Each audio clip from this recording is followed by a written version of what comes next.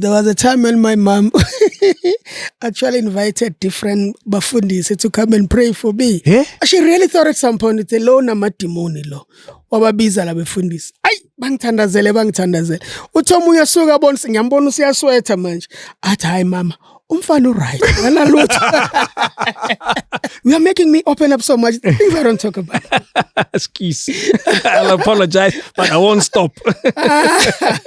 King David Studio Podcast. We have with us Dr. Lindelani Mkhize. Hey, Dokotela, ungamthathi ngapha, unangithathela Man, iphansi. you see, COVID did things. Uyithole nje manje? When? It was supposed to be 2020. Remember 2019 before COVID, 2020. Yes. Right in the middle of Right in the middle of COVID. There was a time when there was a breaking out. There was. Ngabo August. Yes, Ngabo August. And then the university said, we've been wanting to do this. We stopped during the beginning of the year when we didn't do our graduation. But this is what, and me being the person I am, I was like, why? Why me? Tell me about this. And it made sense what they told me. Which university is this? University of Zulu and Ongoye. Ah. Yes. Yeah, wow. And what was the reason? As you say, it made sense once they told you. Actually, when they explained it, they said they get a lot of people coming in to say these are the people that we feel they've done their part in what you guys are teaching and what you guys other people are starting for years. Exactly. But these people who have walked the road, who have talked the talk, who are what you guys are teaching and educating. And they said that in my area, they had a community development. They had a short list of about 100 people. And then they took it down to ended up being the person for that particular year. That's amazing. And there were a lot of young guys who have done their thesis and master's thesis on music and using me as a case study. Really? Which then when I got to read about that, I was like, wow, I was not aware that I'm busy working, I'm busy doing my thing. Others are looking at me as a case study and they go to receive their masters. Because of your life story. Of my life story, yes. That's amazing. So that's how basically, in a nutshell. So mabafunda lezi. Bathi mari kahle lo baba uyenzile lento lento ethi bathi sifunde lo baba is living this, lo baba is doing this, but what was more based on reviving the wide South African music at an era or at a time when we were really struggling then. That's it, it was a tricky time. It was a tricky time. When I started in the music industry, the ratio were actually 70-30, 70 international, 30 local. Has it changed? How bad it was. We changed it. We definitely changed it during our time, during our area. It's changed too. Actually, it was even balanced at that. But unfortunately now, it has kind of gone back. It has kind of gone back. Not as bad as it was, but I must say to our people, they really are supportive of our music. We are the ones who keep doing this. So if you can really keep raising the bar, it has shown, it has been proven. I am a product of that South Africans love South African music. Do you know, it's a common commentary on that chair. Blondie said the same thing when he was sitting there. Simpiwe Dana said exactly the same thing when she was sitting there. Doc Shebeleza agreed. There are many of them. Serious people have been sitting on this chair. Hey. So glad I made it. I've sat on that chair. Oh, yes. No, man. So they both agree. All of them agree on that. But one thing they worry about, South Africans don't buy music. South Africans, it's a mixed kind of. South Africans do support music. When it's quality, when it's good music, when it's really done the best way that people should do, they support their music. They buy it. I've seen it. I come from, I'm grateful that the Lord really gave me an opportunity to run record companies, and we managed to turn the mindset of the people to buy their South African music that we were selling in 300s of thousands of units. jazz music, Hugh Mashabela, we made history. We sold 300,000 with a jazz album, something that doesn't necessarily or happened then. We introduced what was called Afro Pop or Afro Soul with your Malaikas of this world, with your Mafikizolos of this world, with your Bongo Muffins of this world. At that time, we were selling those huge numbers. Again, when we cross over to contemporary, with your Mtu Masilela, with your Tiki Tiki was sold 300,000 units when the dance would sell your gold, which was 25, or it would do good and would sell 50,000. But we were selling those huge now, and the list goes on and on and on. That one has managed to achieve that, and that's history. Unfortunately, it is. Yeah. Do you know? I want to touch on a lot of those. Of those, I call them small details of your life because they're numbers. You know, numbers will always come and go in everyone's life. Like being Namachirai 4, numbers will always come about. Yeah, numbers will So I want to go to the numbers, but before I do that, I want to talk about these numbers. How do artists make money now if they don't perform? Here's David Mashabela Unengom. Iyashisa. And it's on Spotify. It's on Tidal and some of these. I think you can help us understand this better. Yeah, it's a tough one, and I'll be honest with you, my man. The digital migration brought in. It's actually devalued our music. Yes. And that's the reality we have to really be in contact with, that our music has lost its value. Making an example. Sorry, I'm always using numbers. No, you have to. A CD, if you sell it for 110, 120, about 50, 60, 70 rands of that will go to an artist, depending on the nature of the arrangement of the contract. But it's not unusual to have that. Exactly. Yeah. Exactly. Yeah. But it was something. Even let's say for argument's sake, it was 20 rands for that CD. That was something. Now, when downloading started, when we migrated to digital, it was not bad because then people will buy a song for R1.99. Is that on iTunes? No, exactly. Yeah, on iTunes. For example, yes. And then the artist will perhaps get that's R1 or no. Now with but that's a song. That's a song, and that was downloading. Yes. Now we are on streaming. Yeah. With streaming, it is even further down. Wow. It is even further. Give us an idea of the numbers. With streaming, it's about 0, depending on where you are, iTunes or wherever that you positioned yourself. That's why people then will go across the board. 0.01 cent, and that's a lot if it's 0.1 cent. Others are 0.007. and that is per stream. That is per stream. If a person listens to the song. Yes. If a person listens to the song, meaning perhaps you have to get, before you start even making something, people have to stream like 1 million to make money. For them to start identifying you, people have to stream at least 1,000. Then they say this one is worth something. There's something like, let's check what's happening with this. You see, now meaning from 20 rand. From 20 rand. Or let's make it an average. Let's say 50 rand. From 50 rand. Yeah. On a CD. On a CD to 1 rand on a full album on a digital. To 0.000 cent. That's where we are now. So it's tough. It's really, really tough. But I have to say this, that every time in our industry, it evolves. It evolves. And when it evolves, it does bring challenges. I mean, I was happy to say this. Yeah. Yes.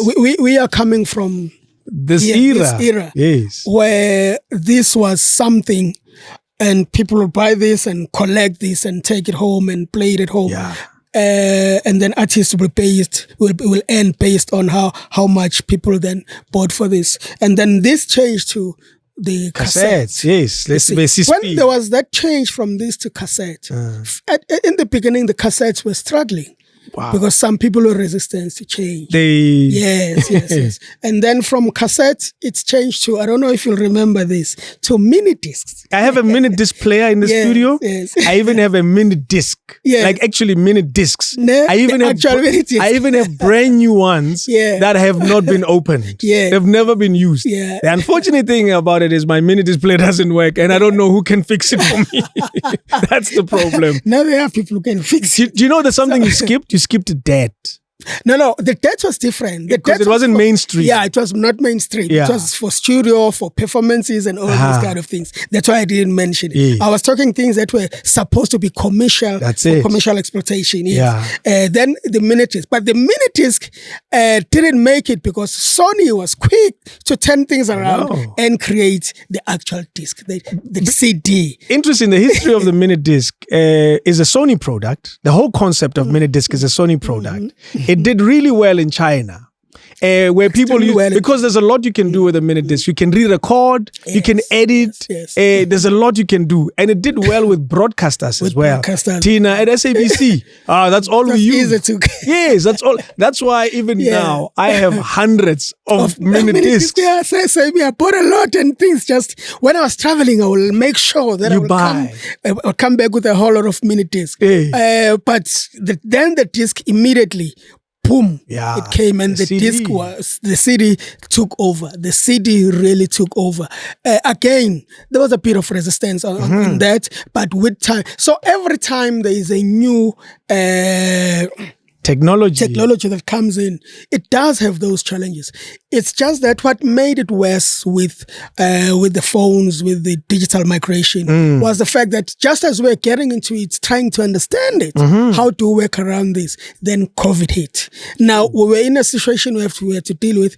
We are still trying to understand the digital migration, the phones and everything. Streaming, Spotify, Tidal. Exactly. Now there is COVID. What do we do? So we were double hit in our space, our industry. Do you know the thing about what you're saying is all the technology changed, but every time there was resistance and then people took over and started. But this one is a bad one. This one is a tough one. Put COVID aside. Yeah, this one is a tough one. Streaming, because I buy a lot of music even now. The music I play on the radio. This morning, I bought a song by Mesa.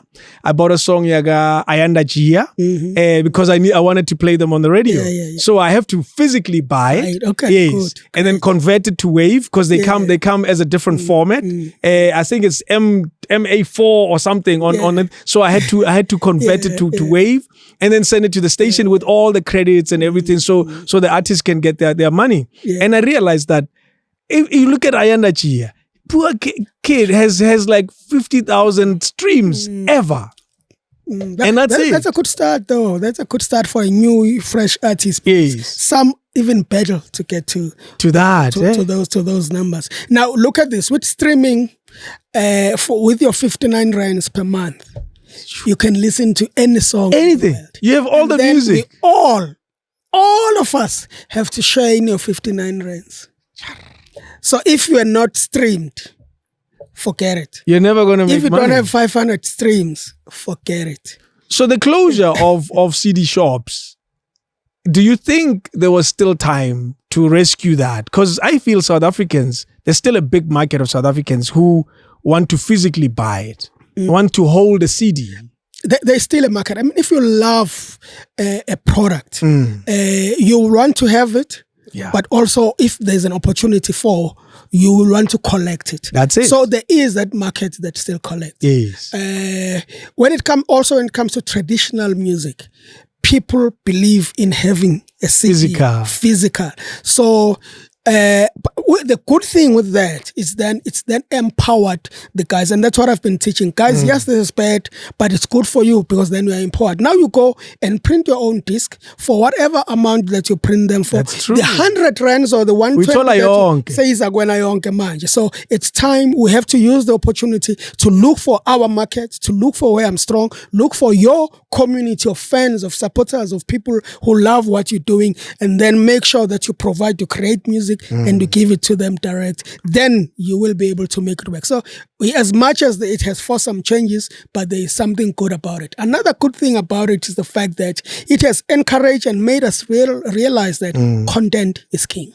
Yeah. So it's not just about recording in studio and then hope for the best. Exactly. Start making your content when you record. The making of that, the creation of that. Yeah. People will want to see that. And put that either on YouTube or even on social media generally, where you get traction, you get a lot of people seeing this. Yes. And one day when you least expect it, it will tell you that this has been watched so much.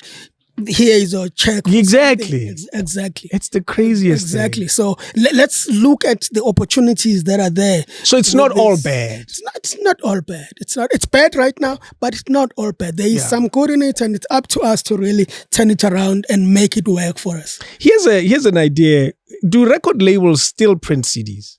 At all, like even a single copy. Say you release. Let me use my example. I'm part of this ensemble called Joyous Celebration. Joyous Celebration is part of what I call a traditional market, because gospel people, yes, they will download. A lot of them are downloading and streaming, but it's still ufuna city yakhe umphathele, because they are those who are used to Christmas. Sifuna ukudlala iJoyous DVD. So exactly. So we still do print. Do you still print the numbers? We definitely no longer print the numbers. I mean, 3-4 years ago, we were printing 50,000 units. Now we are printing, if we print 5, that's a lot. Really? To be honest with you. Wow. That's a lot. And do you find that you sell all of them?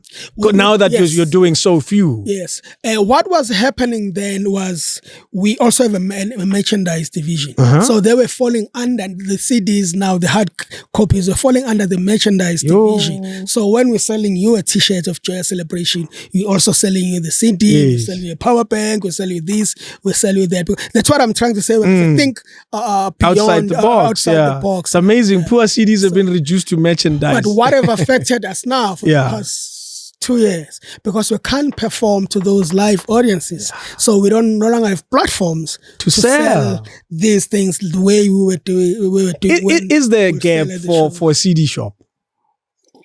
Or this time is that let's keep Sihambil? There is definitely a gap for it. What is important is where do you open it? I will say don't open it at a mall. Always look for where your market is. Yeah. Say a place like Maboneng, where people are there, people who want to experience things, who want to say things that can be a right place to open a CD vinyl shop. That's it. You see, because people still buy vinyl. They do. Hell, I buy a lot. I miss that crispy sound. Yeah. And the tops there are different than a CD. Yes. Because on the CD they are no, they're compressed. Exactly. No, I buy a lot of vinyls. I spend probably $1,800 on vinyls in the past 2 weeks. I still buy a lot of vinyls. Oh, yeah. Who was I telling? I got a vinyl. I got Time, Love, and Tenderness. Oh yes. What's his name again? It's on my desk. I forget now. So I still buy a lot of vinyls. It's just something that I do. It's one of those realities of my life. There's one that I'm waiting. Prepared to spend on them. I am. So that's what will happen to our CDs. There'll be people who will be prepared to spend on a CD because they're not easily or freely available and want to spend. That means even the price can be slightly higher than it used to be. That's the thing. Yes. The price hey, music, I value a speed. I think because of the rent that they were paying in malls, it really forced them to close quickly. Yeah. But if you'll find that in the villages, in the towns outside of your Johannesburg, your Durban, they are like in Pretoria. Yes. They have a reliable, it's one of the busiest. Imagine that. Even today. Imagine that. How life has changed, eh? There was one in Durban. What is it called? Is it Raj? Yes. Do you remember there were the times of reliable music and they used to make a lot? Oh, those days. A lot. I remember the warehouse in town, in Joburg town. I used to go there. Go there to like collect. Yo. I think half prices were good. Really good. Then, yeah. I think half my collection I used to get it from Reliable Music because it was one of those places where I would get a call, when are you coming? It's still one. Yeah, it's called Dakota. Oh, it's still there? Yeah, it's no longer Reliable. It's called Dakota. They're actually in the same vicinity where the Reliable used to be. Yeah. It's called That's Dakota. amazing. Everything. Even DVDs. Even DVDs, yeah. Those were the days. Even DVDs. I want to go back home. Go back home. Our story, the beauty about this is, Lindelani, we met in 1993. It makes it almost 22 years now? 21 years? 22 years? 29 years. 29! That's how old we are. Gosh, I missed an entire 10 years of my calculation. That's so terrible. Yeah, and we are still a student then. Yeah. You're still tiny though. You haven't changed. You're this tiny then. I've gained a bit of... my face is chubbier. And I have a belly now. Oh yeah, no, join the club. You see? But I want to go even further back. Jeez, man, we're not young. 29 years. I want to go further back. Where were you born? I was born in Durban, UMLAZI, township called UMLAZI. Next to the airport. Big time, quite next to the airport. Yeah, I know, man. Yeah. I really wish they didn't close that airport. Next to the airport. Why am I politicians? That's another story. Airplanes landing and taking off. No, it was easy. I will just decide to go back home like that. Yes. It was close by. Jeez. Yeah, I'm UMLAZI D section. And do you want to take me back to UMLAZI during that time when you were born? That's when in the 60s. Yeah. No, in the 60s, yeah. I'm a product of my community. I was born in a community that is kind of like this. Yeah. You knew everyone in the street behind you, the street, the other side. You knew everyone who live in the area. You know, you could say, at 1335, Gantombela. Yeah. You'll know everyone. Joe, I don't even know who my neighbor is. I was about to tell you. How bad it is. At least in this street, I know the next door neighbor. That's good enough. Kunalo mom. I hope she doesn't watch this episode. Front opposite ya papa. Even this morning, when you catch her, she then waves. So I don't know her name. There's a black man living there. Exactly. I don't know her name. I think it's Janine or something. But the neighbor next door, at least we get along. I complain about this all the time. Some avocado and he doesn't share with us. Don't they drop to you? No, it's close, but it doesn't overhead. Oh, it doesn't overlap to you. No. And I need to last corners for my electric fans. Oh yeah. So I don't want to take a chance. But that's the thing. So you saying you knew everybody and everybody knew you and everybody else. That's what will make you as a kid. Yeah. You know everyone here. You have to respect everyone, and the boys around here are your friends. Jeez. You see, so you then clap into what do you like. If you like music, we know that one love music. Oh no, those ones are soccer. Oh no, those ones batandugo shibli stratini. So you will hang out with the ones that you kind of feel each other. Were you a music guy instantly? If you divide those groups like that? My mom forced me into it. Really? My mom was a church conductor. Okay. And she was so much into music.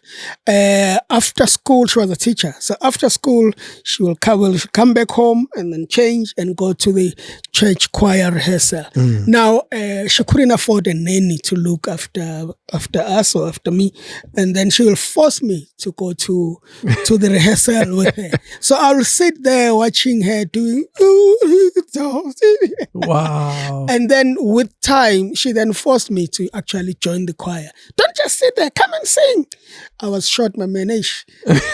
So they will force me to stand in front. Oh yeah, so you became because I'm short, so I became that short boy in front of the choir that everybody looks at. Exactly.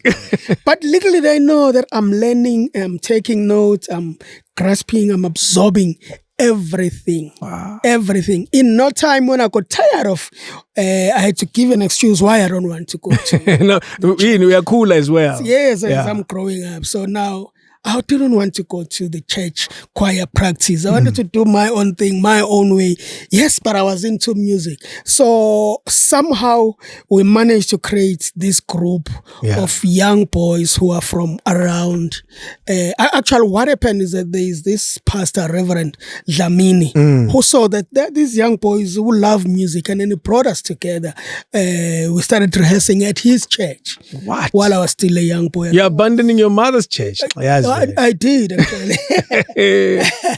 But because they were serious. They were such a... And a lapa, at least. This old man made sure that he buys instruments for us. He bought keyboards, and his son started playing keys, and took them to music school. And then I remember the day he bought drums, I just sat on them. I started playing, and we got into the song. It was like, we've been rehearsing, we've been coached, we've been trained, and no one actually taught me to play an instrument, but we just got into. How well did you get the drums? Oh no, very well, very well. Yes. After that, we started even entering competitions. What? Oh yes, there was this Shell Road to Fame. You did Shell Road to Fame? Ukona now. Yeah. We also entered Shell Road to Fame. We kind of won in our area, and then we had a challenge going to compete, but we were so busy. We were so busy. And then we were playing all kinds of music. Oh, it wasn't only... Because we were in the church, we started with gospel. And then when it's gone, we'll get into our vibe. What type of music was around in that time, that little time? I have to be honest. Gospel was very much in.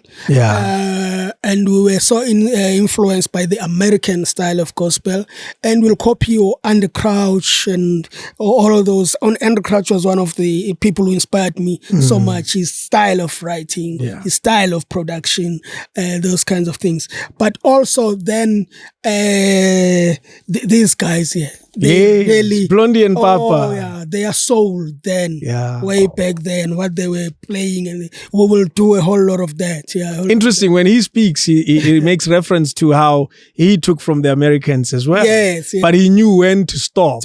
Exactly, being part of the Americans. Such an inspiration. It's an interesting thing with this American music, because I always wondered, because I was not there in the 60s. I came mid 70s.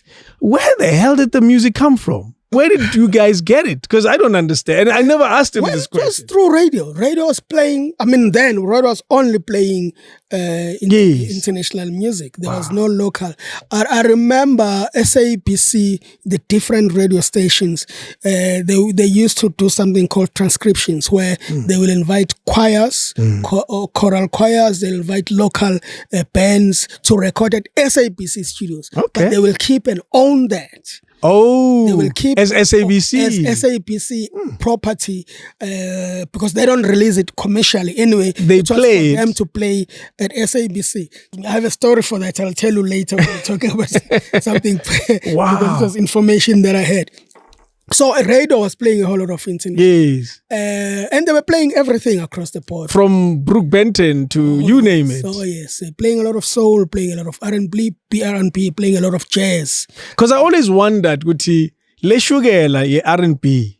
Because it seems like we ate a lot of it at some point, and we didn't have a choice. And now, you'll find people blaming us as presenters, as radio people, as DJs who play at venues, to say, but Nina, you don't support this. And I say, we play a thing that we schooling. But I always wondered, how the hell did it make it to us? I must say, I was lucky, because from an early age, yes, a lot of American music was there, but I was not crazy about American, because even when we started doing our thing, I would say, let's try this, let's try that.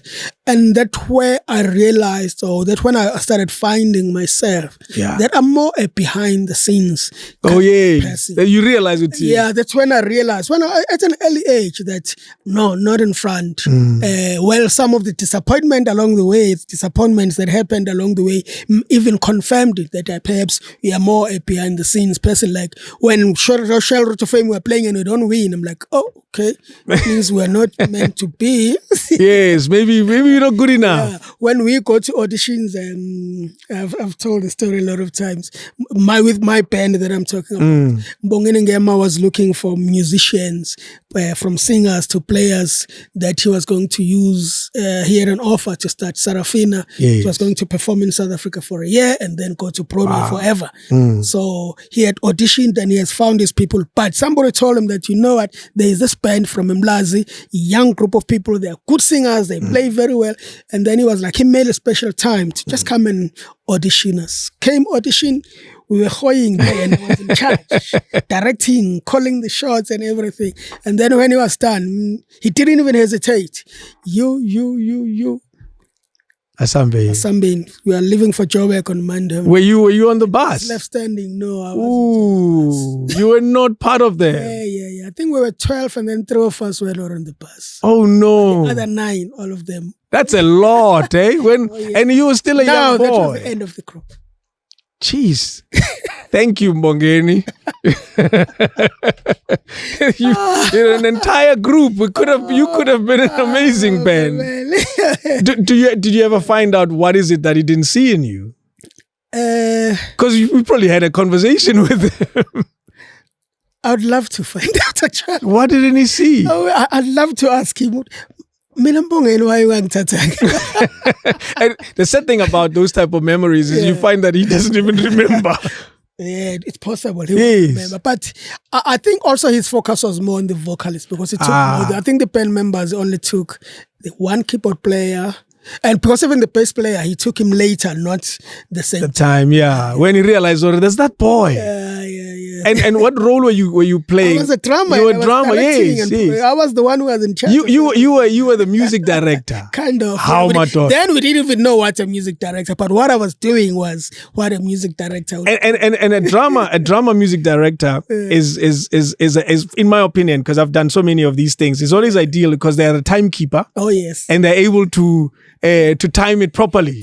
Time. Yes. Counting, you have to be a mathematician. Absolutely. You have to have the sharpest ear. Yeah. You have to think ahead because you are driving everything. Before the song change, you are the one. Tell them that now the song is about to change. And people always ask me, so what are you doing when you're conducting on stage? I'm like, if only they knew. But there are moments that if I don't do them, they won't notice. Oh no, they won't notice. The choir will miss it, the band will miss it. Just. It happens and they don't even say it. Yeah. The thing about us as music fans, Tina Spunti, kumnandi. As long as he. Yes, I want to go back to the family at home. Sure. UMLAZI. Mom and dad, were they home? Well, I was raised by a single parent. I was raised by my mother, me and my 2 siblings. I'm the youngest at home. Okay. My big brother, Dr. Mkhize, and my sister, yes. And me, I was the last born. And they were studying outside of UMLAZI. Is it? My brother was studying in Joburg. My sister was studying in the Eastern Cape. Why was that? So, I mean, I was the one left. No wonder where are now. Yes.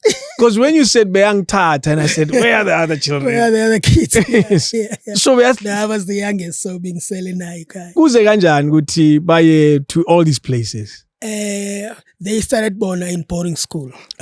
So they went to boarding school, and again I was the one left at home. So after boarding school, they were ready to go and study outside because they were not used to staying at home. It sounds like they were much older than you. Kinda. But they started being away even in secondary school because they both went to boarding school. You almost grew up like a single child in the house. Yeah. Yes. Because they were not there. Not there. I was the one who was always there. Now, if you're a single child, you have to do everything, my man. You have to clean the house, wash the dishes, do your own bed. Everything is on you. When you've got visitors, move out of your room and go and sleep in the kitchen. Of course. Under the table. What kind of house was it? Those 4-room houses. Late off, late. With the jewel Dover. You know it. Yamalahle. And those tables, what were those? Is that color blue? Yes. Yeah. Oh, yeah. Those still. I remember them well. Top yeah. is blue. glue yes. In a scratch, yeah, that's all. And have those hard chairs. Yeah, Ellerines. Yeah, oh, you know it. Yeah. Or Louis. We remember it all too well. What kind of home did your mom raise you in? It was a very warm home. My mom was and I think I learned a whole lot from it. It was a very humble, but it loved hospitality. We'll always have people over at home. A young girl or this young person who've just joined church, he will bring them to my house to teach them more about church, being a Christian, and the choir, most of them, when they're not rehearsing, they will come and assemble at home. Jeez. So she was that kind of a person. It was a community home. Oh, it was a community home, yeah.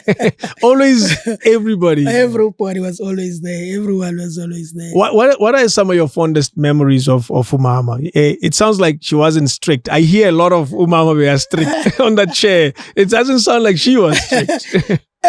She was easy, but she will say something once. I don't know whether it is being strict. Maybe for me, it's normal. Maybe when a week.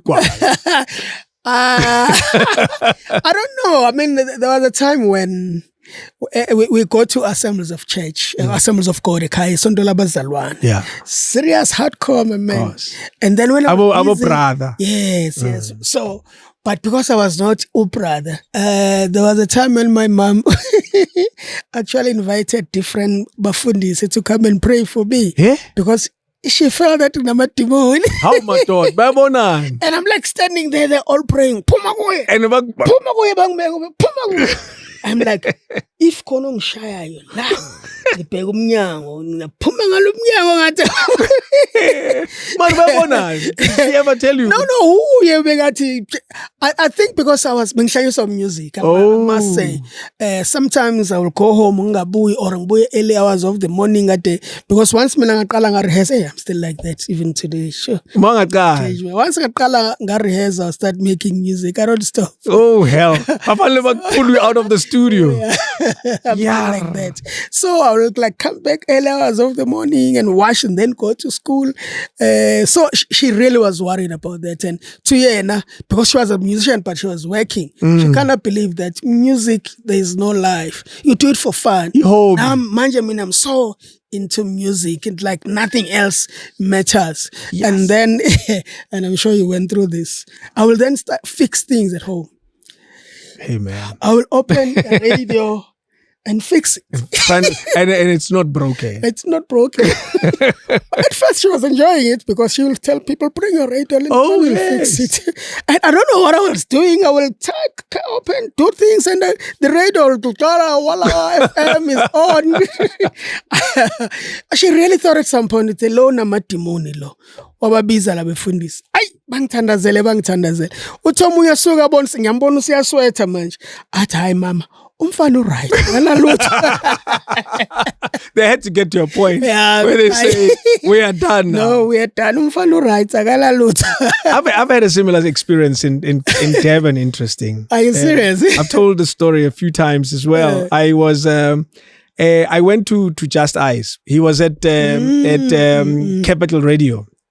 I went and visited him, and on my way back to school, Usugu, but I knew Willa's bus. Izofika ngabo, yes, we're going to last bus. It's Kotoza, those very noisy buses driven by Indians. Yes. So I knew that Ila's bus is Sugango 8 or so. And you don't tell me you missed it. No, here's the interesting thing. I was perfectly on time. I was actually early. Okay. And that was my problem. I was early for that bus. I then went Gunesh Church. I think Devon Christian Center or something. Okay. What's in Genile? Good service. Yeah. Let me check it out. Check his card. Grand. The bus stop is not too far. Mangasuga 10-2 Grand. I'll catch it. Yeah. Then there's a moment where they call people to the front. I decided there's a reason for this. There's a reason why I came into this church. You see? Let me go to the front. Hey. I went to the front out here. Yeah. Bang Tandazela. Yeah. I wasn't the only one. There were probably a good 10 of us. Okay. But Tandazela, one at a time by hour. I get to Yama Timon. I ask if that's the part Yama Timon. Yeah. By hour. 1-1. It was Salamin and Oh, we went. I don't know why I'm supposed to fall. So they all come, these junior pastors, they all come to me now. Yeah. I still remember the smell of one of their breath because they were so close. They're praying. This poor guy is not going to fall. I'm thinking, why am I supposed to fall? Yeah. Nothing happened. They stopped, like you. They just stopped. Yeah. I checked my time. Ooh. It was time for me to go. I went straight to the bus. So yeah, I missed my calling, and that's my story, I guess. Similar to yours. Yeah. Have you ever been? So you've been a church boy since then? Yes, I've been a church boy. I've been a church boy. This chair has been lucky to get church boys. I must tell you. Since that moment, you've been a church boy, and you've never stopped. But church for you was more the music. It was more the music.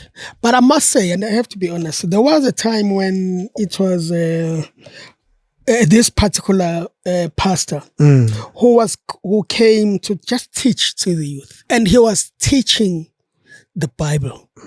He was not just preaching or ministering. And that day I realized, and I got to understand it better. Yeah. That's when I decided that, okay, I will be a Christian. I get it. I will follow this. And I think every time, that's the time I always say, that's when I accepted that. What was different about him relative to others? He was, preachers, I'm sorry, people shouldn't kill me. They tend to shout and repeat things. This guy went to analyze things. Yeah. Every line, he will analyze every line in the Bible. Why you should choose Christianism, why you should follow God, why you should accept Christ, why you need that higher power. And he will say, yes, there are other gods. It was not denying it, that there are other gods.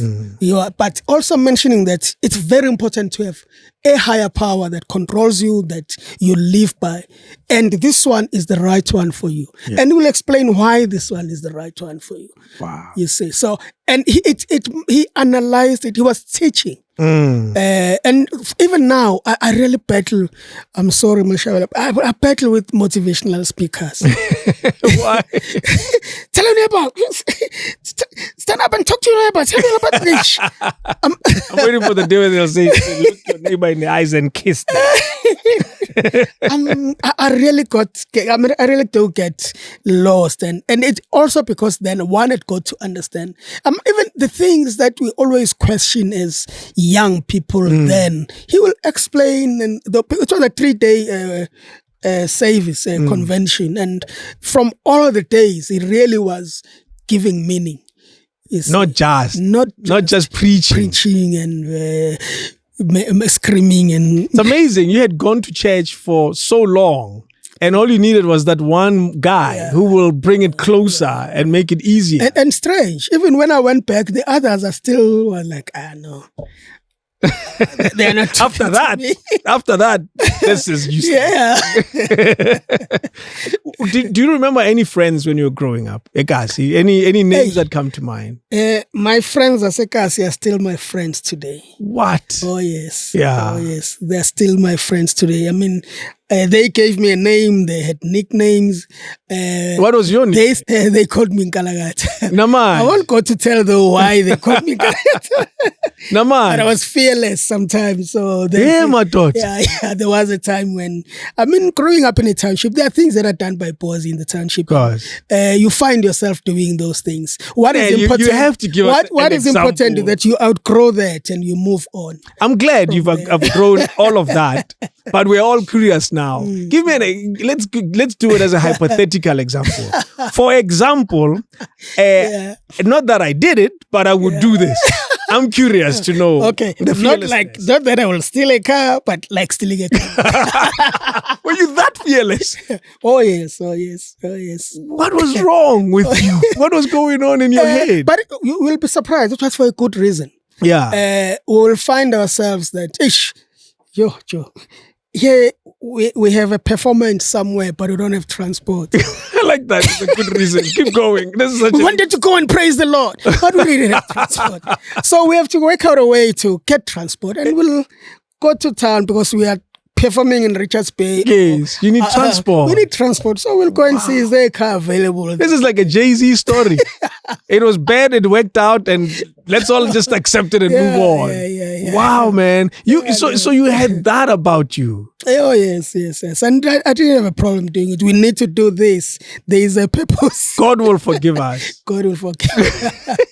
Ubuya kude, Lord. Hey, we and I really believe those are the things that really kept me grounded. Yeah. But the great thing was understanding and realizing that no, this is not for you. This is not the right path. You don't belong here. I mean, my friend Madlisa, he was called Madlisa because he really was a man of the people. Actually 2 weeks ago. When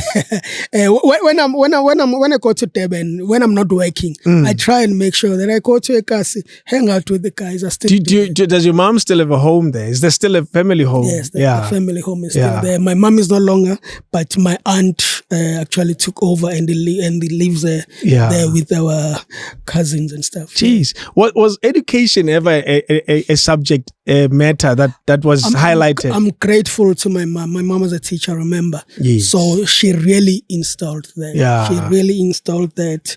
That's why even when this bug was really trying to get over me, but she pushed that whatever you do, this is important. Yeah. And I had no choice because my brother and my sister are serious academics. So you didn't go to boarding school?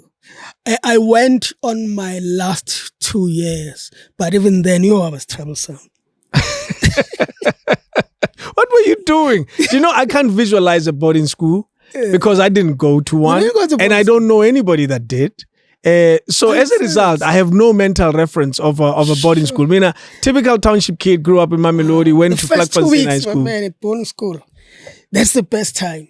Why? It's not the best time if it's your first time, because there's what we call treatment. Yeah. Where these guys will make you do any kind of a crazy thing that they can think of. Any kind of, but I was from UMLAZI. I then ganged up with guys from Lamontville, so they feared us. They couldn't do much. So when you didn't get the horrible treatment? I didn't get it. And my boarding school was South Coast, Mtwalume, so we'll go there by train. So the treatment started on the train itself. Treatment started on the train, but because we had ganged up already and I was traveling with guys who were there for quite some time. But the following year, when I was things I would do. So you were the bad one. No, I enjoyed it. But strange, everyone I did something to, they all became my friends afterwards. Oh, at least. They don't see you on TV now and say, yes, this guy tormented my life. They do. Do they mention it still? They do. Have you changed? They always ask you, when you changed? Is this you? You're so serious. It's amazing how you're such an easygoing guy. And when you mention some of the things that you used to do as a kid, I can't even imagine it. Do you ever remember yourself changing? As in, these are not the right things to do. I can't say there was this particular time. Yes. You just gradually. It's just as responsibilities of life came, I realized that, Mkhize, you have to adjust. You have to change. You need to live for yourself now. Your mom is looking, now expecting you to start delivering and do your part at home. Now we are moving to Joburg.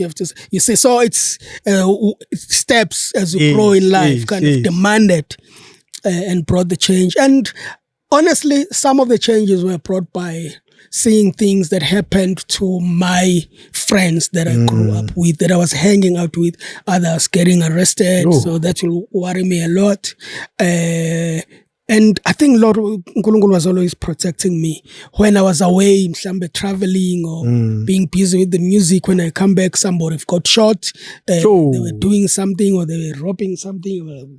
So all those things were kind of a wake up. You are making me open up so much. Things I don't talk about. Excuse. I'll apologize, but I won't stop. I want to find out about your dad, because you say little about him, and obviously there's a man that made you possible. Tell me a little bit about that side of your life. I don't have that much of a memory. of my dad. But I do remember him. We met, and I even buried him. And a lot of my friends, because I was now based in Joburg, came over when he passed away. I used my mom's surname. Even your siblings use your mom's surname. Yeah. We all use my mom's surname. My dad was living in a different section in the township.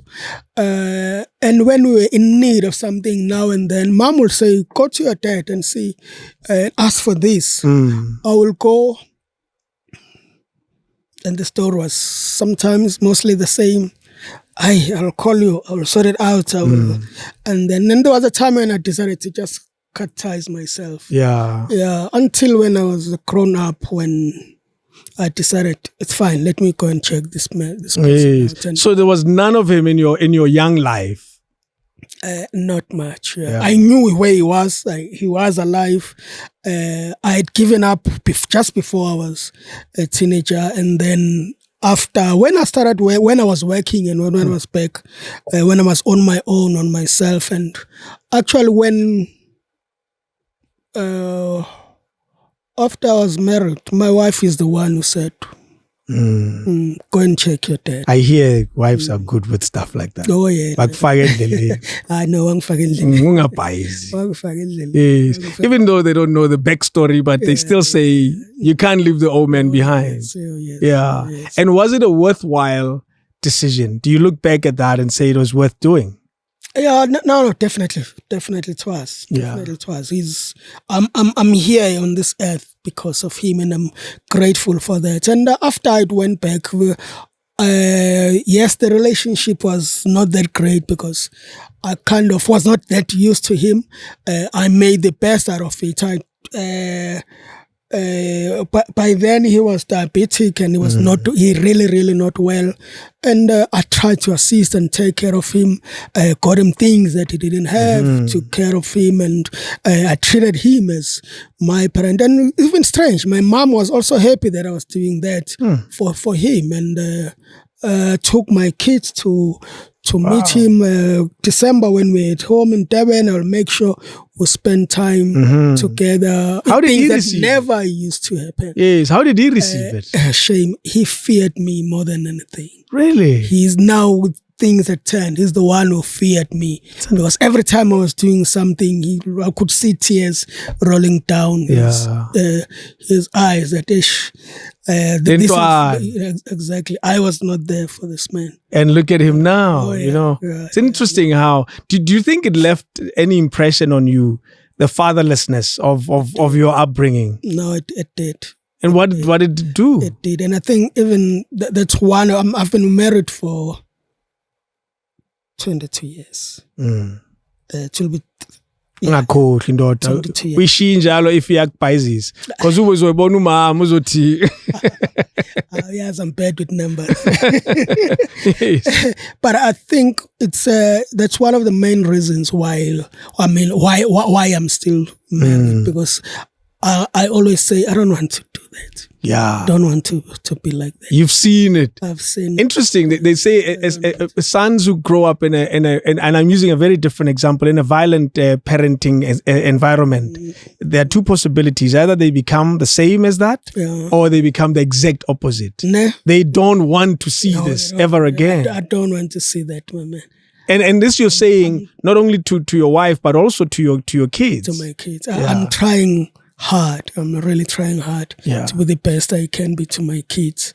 And the reference is your father. Yes. So it's not all bad. Well, they say you have to always look at the bright side of every story. It's not all bad. No, it's not all bad. Because it was bad when you were growing up, but it doesn't end badly because it left you as a man who wants to be participate in his. There are things that I must say. I'm not a deep down cultural traditional person, and I only realized it later that he was a staunch like Zulu person. Yeah, I realized that I think the music thing, both from my mom and him, who were very much into music.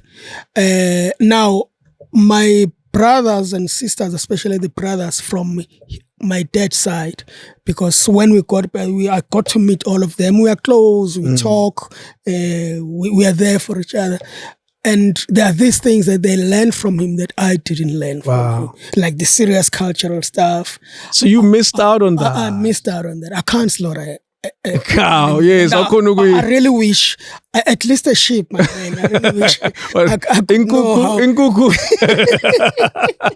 If you can do a chicken, at least you'll eat.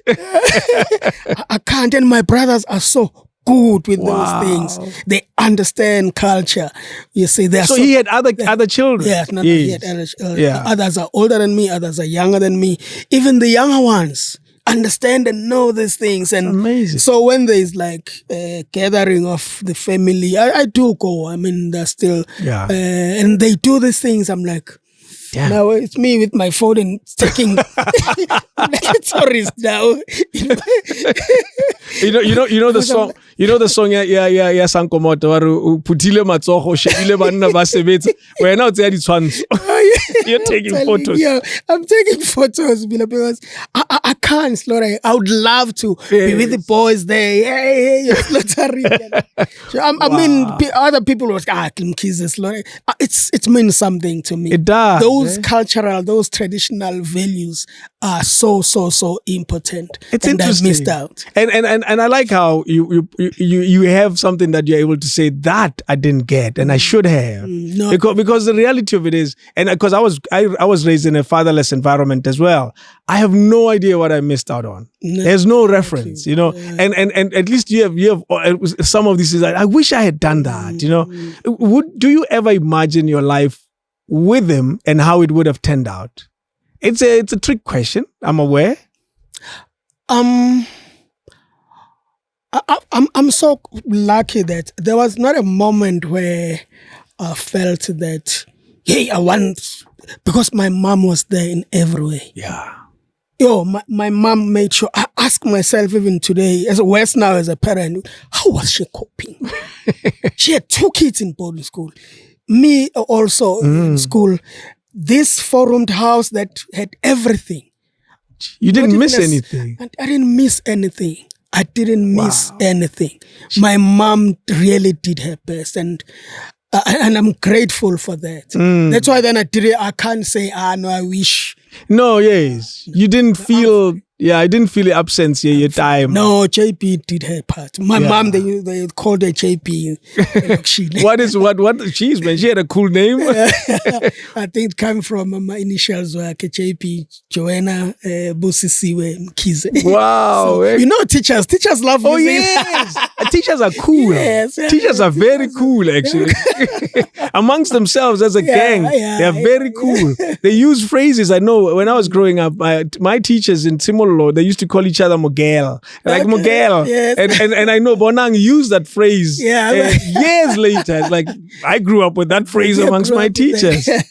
And your brother and sister, how close were you then? And did you ever get close over time? We were close, but yet not close, because I feared my sister. My sister is actually more stricter than my mom. What? Strange.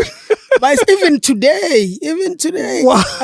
When my phone rings and it's my sister, make sure that hello sis. What? That how much? Oh, but she's a lovely person, just like my. But yeah. Bumsa. Oh, bengimsaba. Usiswam. Yes. And how many years difference? Is it a lot? How many years? At least more than 10. No. Really? It's not. It's 4 or 5? But still. She's straight, yeah. That's interesting. And she knows. And my sister is just one of those cool guys. He inspires me. I aspire to be like him. Really? He's this cool cat. But what? Give me these cool characteristics. What are you talking about? He's a man about town. I won't say this now, but he was. Oh, your brother. brother. Oh, my brother. Yes, yes. I really looked up to him. I still do. Cool guy. Oh no, cool guy. Cool. Dress very smart, intelligent, dresses smart, a cute guy. You know when girls always tell, "Oh, your brother Lindelani." Like, yeah, what about me? You were the breadcrumbs. Yes. He was the main loaf. Oh yeah. Wow, man. No, I really do look. But your relationship is you grew up quite tight. Oh as no, a unit. we are very tight. We have been tight. We are still very, very tight.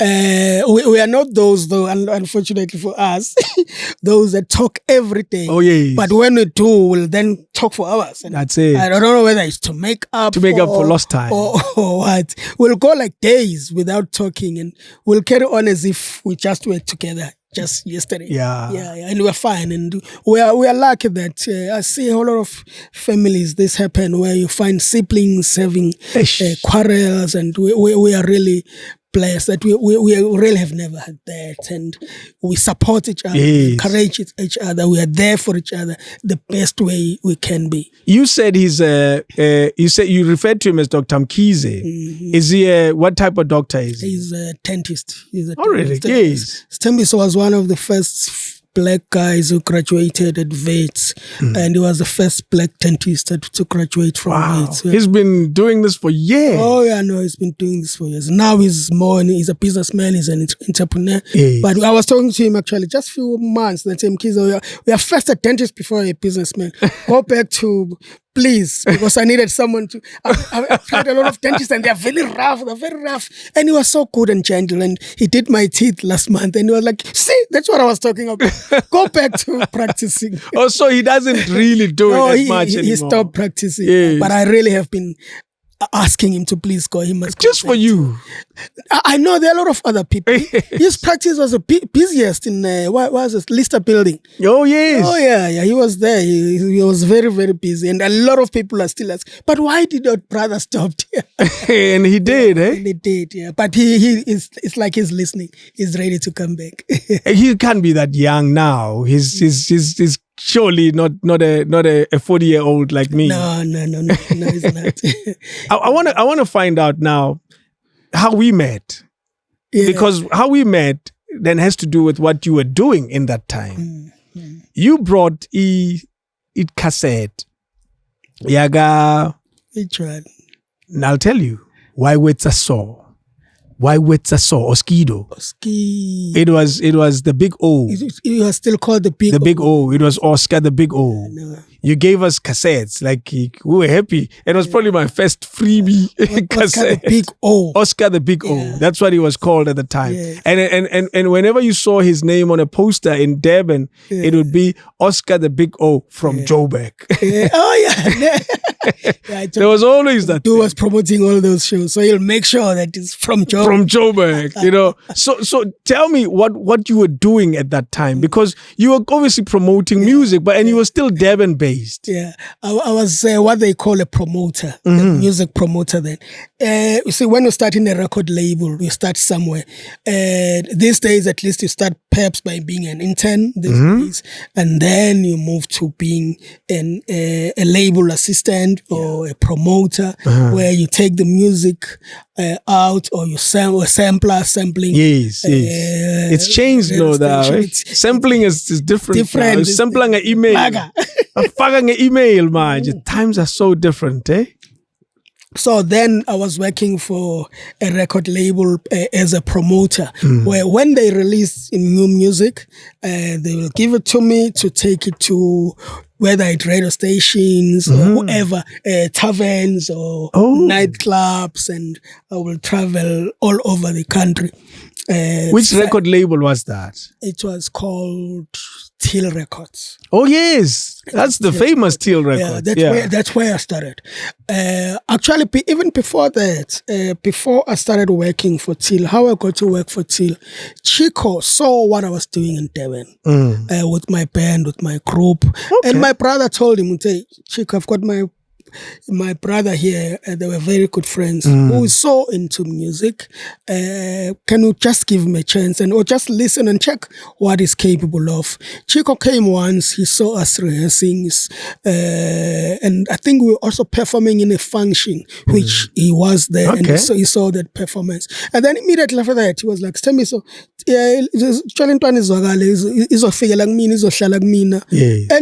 that's how I moved to Joburg. So it was not a specific opportunity, it was any opportunity in the music space. Yeah. Any opportunity. So I started with Chico. Working with Chico, working for Chico. Wow. So when you saw me doing that, when I was busy with Chico, doing things for Chico, and Chico things were really happening then Till realized that there is this young boy that is doing all of these things for Chico. They spoke to Chico. Chico, can we bring this boy to be with us? He's still going to focus on your stuff, but also do on stuff for us as well. So that's how I started it. You were freelancing long before it became a thing. Kind of. You're already a freelancer. Wow. Kind of, yeah. So now, the days with Chico, what was he up to? Because it's what when is that? It's the late 90s. Yes. Actually, no, early 90s. Early 90s. Early 90s. That's when early 90s, Chico was doing a lot of Brenda Fassie. Chico was he was the producer then. Exactly. And I must say, if it was somebody else, I would have missed an opportunity. Yeah. Because Chico is a workaholic. Chico will wake me up at 6 when I went to bed at 4. What? Well, we go to the office, we do office administrative stuff where I was sorting out his stuff and everything. And so you were PA, promoter, everything. Everything. We have to make sure that he's got a show. Next month, I have to work on making the posters with the designers and liars with them, how the look, his recording, how should the album look, what is supposed to, you see, that information. Yes, I will make sure that it's drafted correct. And then if in the evening, we will go to the studio, he will start working on something and then leave me in the studio. And leave me in the studio. So because he knew that there was this musician inside of I'm sitting in the studio, I will start working on things and creating stuff. Creating music and making more stuff. He will come back around 1 a.m. Bonzan, let me listen. He will listen, like, okay. And then, okay. And then he start playing or adding on what I've been working on. And there are a lot of awesome songs that are out there that you had a little contribution. I worked on, and Chico was like, there's something here, and he will take them to another level. And most of them worked out to be big out there in the market. It seems like you're not credited, and I'm grateful for that. Really? Because that was my journey to bring me where I am today. If I've complained that, hey, this man I'm working and this song is big, it's me, I wouldn't have been where I am today. No. So I'm grateful for going through that at that time, and I'm grateful for Chico for really seeing a reason for me to be left in the studio that late at night. Do you know, interesting, because not being credited also comes across a lot in the studio, particularly when I speak to musicians. You're the first to say, I'm okay with it. It made me. Yeah. I really believe I'm where I am, I'm who I am, because my journey went through that. Yeah, you had to pay your dues, as they say it. Yeah. That's what happens. Tell me about what you, when you look at that time with Chico, and what are you most grateful for? For me, that was when the real seed, the real foundation was made of Lindelani, now the producer. Yeah. Because I had to learn from the best. Jeez. I had to learn from the best. And all kinds of artists will come in there. Oh, Brenda was, yo. I was getting there, but I want you to tell me, Brenda Fassie, from your perspective. Yo, she was a handful. But with that craziness, and then after that, this serious lady, Yvonne Chaka Chaka, would just want to work. So, I mean, working with all of these different people who are so different because of Chico at that point in time. And they all contributed to making the Lindelani that I am. He was considered, well, whether right or wrong, the Quincy Jones of our time. He was. He could make literally any kind of sound. And that I learned, musicians that tend to work with me will complain and say, my ear is too dangerous because I will hear something that most musicians won't hear when it's wrong. Wow. Be it the time, be it the note. I will hear those, and I all learned that from Chico. Chico will come and give you a song like, I'm hearing, you won't hear what he's saying, but he's hearing himself. Now I have to interpret that to what is the groove, what is the melody in that, in just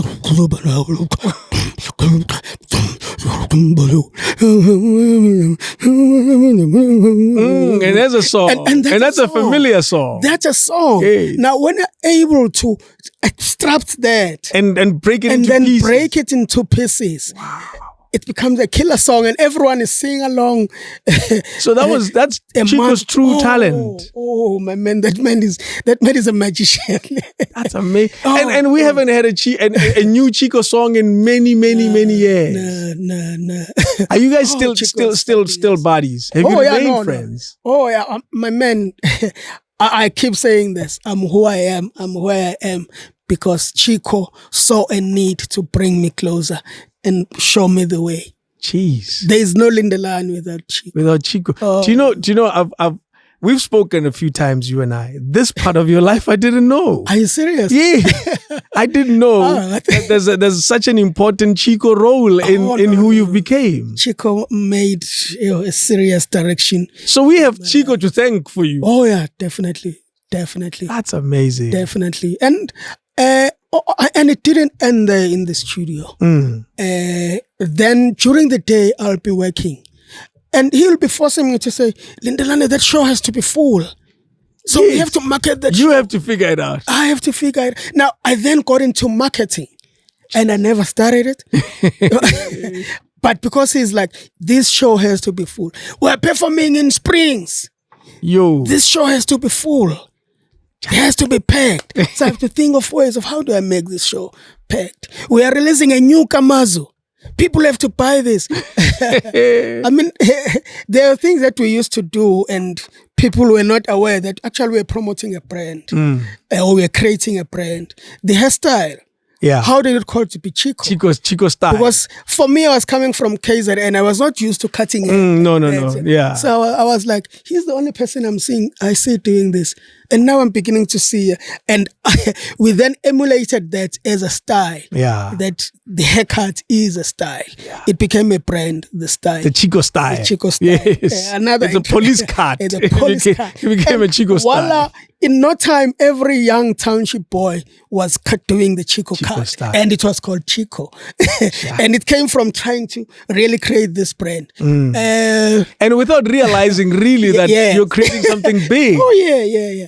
The funny one, which now I was now really running, I was even at Polygram then. We had released Kamazu. Yeah. And we were struggling to sell this Kamazu, but every shipping was playing the song. Which one was it? Do you remember? Which song was that? What was he doing then? Kamazu had a lot of songs. Oh, Kamazu had a lot of songs. Don't Call Me, Don't Coma. Probably not that. Korobela. No, it was after Korobela. After Korobela. Mchuketi. I think it was Mchuketi. Hola Bari. Hola Mchuketi. Yes. I think it was Mchuketi. But the album was also called KMZ. Yes, I remember. KMZ. You want to tell me about the sticker? Yes. Yeah. You know about the sticker? I still want the sticker. I still want a Kamazu sticker. I still want you know about the sticker? Let me hear it from your perspective. I still wish I had a Kamazu sticker even now.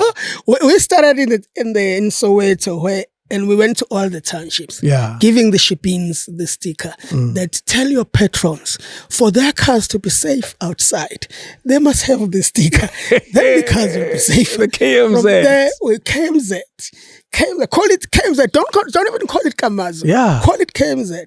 Put the sticker. If a car is parked outside, the boys won't touch it. Your car is safe, even when you're driving the township. Yeah. So in Soweto, it became a thing. We went to Pretoria, it became a thing. That's why I know it. In no time, every township, if you wanted your car to be safe, it had to have the KMZ. And it started as that thing because we wanted to push. And people were like, can we order the stickers? They started.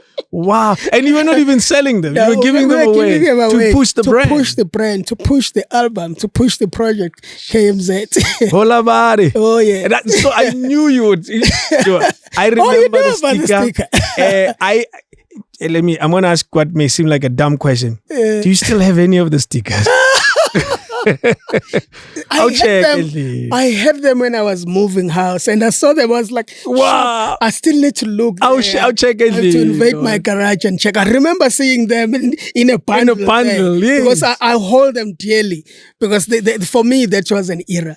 It was such an important era because I remember a Kamaz sticker. I bet you people are going to watch this and say, so you are the guy.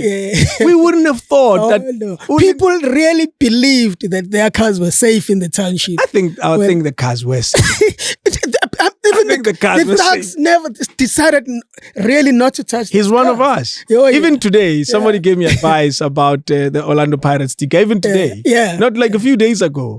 Somebody said, "Fun to Pirates, they won't touch you." You see, so and it all says Kasi. Exactly. Yes. Wow. So KMZ was that symbol. Tell me which companies you've worked for, because we meet again, you and I, 2 years later. Maybe 4 or 5 years later in Joburg. Yes. And you have a big office. Big office at Dunkeld. Yeah. At that corner. 5-6 years later, I think. Yeah. It's 5-6 years later because I had finished varsity because we met first year when I was doing, and then I come back to Joburg. I'm looking for opportunities here in Joburg and I'm struggling to get a job. Friends of mine tell me about friends of mine who knew friends who knew friends who knew friends who knew you. And then you come along. I'm told, not because I was a rapper. We'll get to that story. I was a rapper. Actually, no. I was a guy. Let me explain. I was a guy who had access to a studio. Oh yes, at school, at varsity. Yeah. And when you have access to a studio, hey man, you're gonna switch on a microphone and record yourself. I recorded myself doing a Bob Mabena. Kada. I did a version of him, but with different words. But his style. Because even at varsity, they used to call me Mabena. So I accepted that. So I decided, let me push this. We meet years later. You are now at Sony. Sony, yes. Yeah. It's a big bloody office. It's entertainment. You know what I mean? But before we get there, I want that journey before that, because from a guy who came with a tape, a cassette, at a campus radio station that had 100 listeners, to a guy who now had the biggest office in town, I want to find out that journey.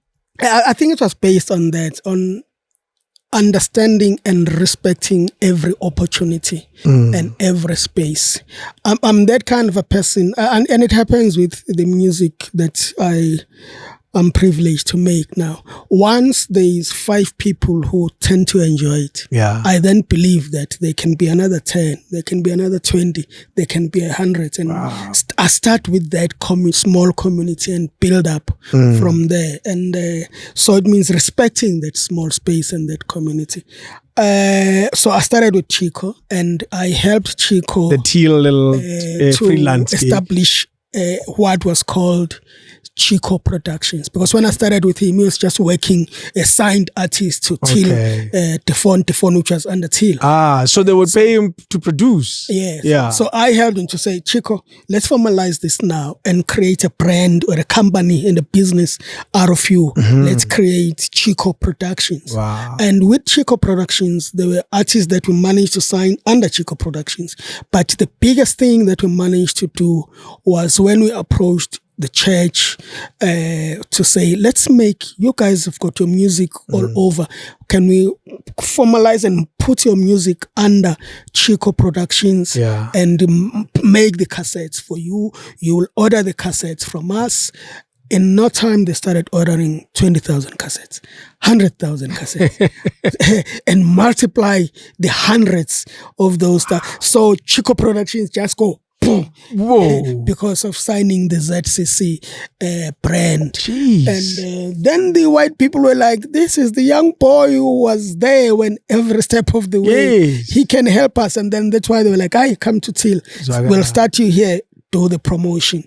So I started Till doing promotion, and in no time at Till I was immediately promoted to being a label manager. Now I had the powers now to start signing new artists from promoting. The fact that I'll go to community radio stations, campus radios, helped me to realize what you guys were playing. Yes. You see, because when we played your music, I realized that you don't necessarily do what the big radios were playing. No. You understood your market and you played a different kind of sound, which was slightly different. And I then took that back to the label that I was working with. No, let's try and do this. So I then brought in Tools of this world, who we started making music.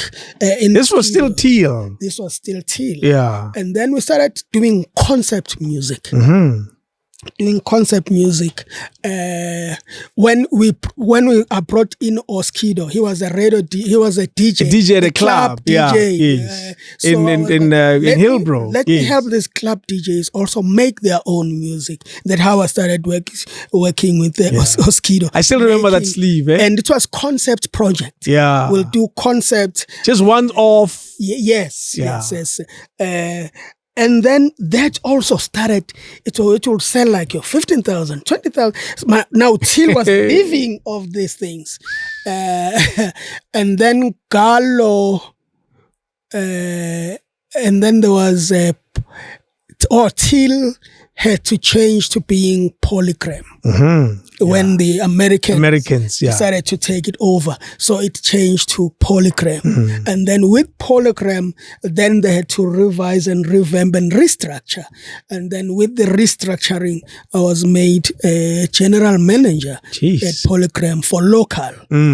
So now it means when I'm at GM, now I have to run it's everything. Everything now, from A&R to marketing to sales.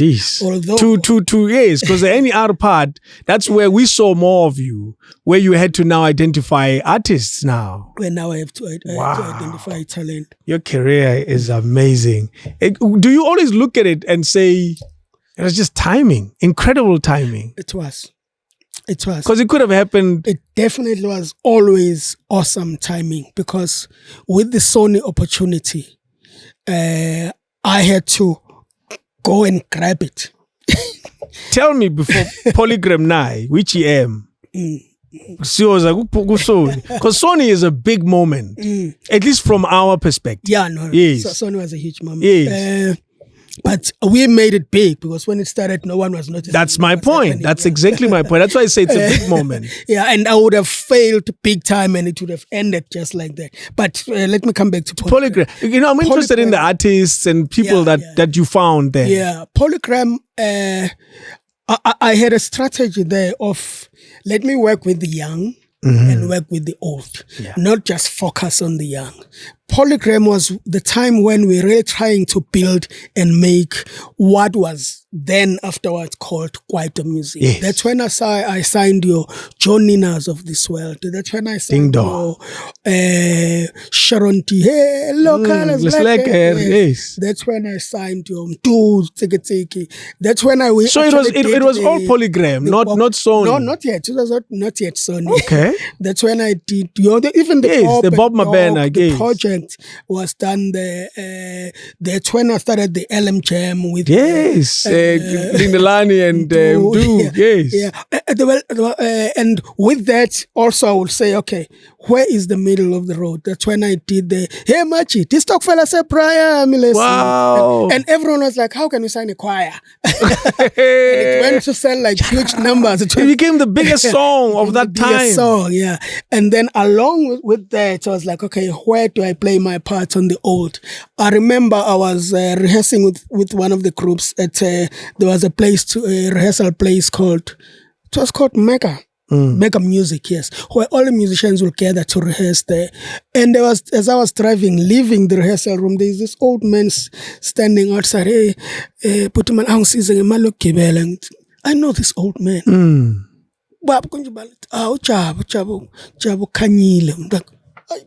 Bombela. Yeah, no, yangithi asisasebenzi manje. Bafuna lezi intwana ezincane base. No, Prachabu ngicela asame se-studio. Bomazelephi wena? Bengamazi. Oh, at all. Bengamazi. Yes. Bengamazi Prachabu. But I started a relationship with him. I signed him direct now as a Jabu Kamile because what is this? What was the group? Bayete. Had long disbanded and he was no longer working and stuff. Dude. With that came Tabo yo. Do you know how these stories combine so interestingly?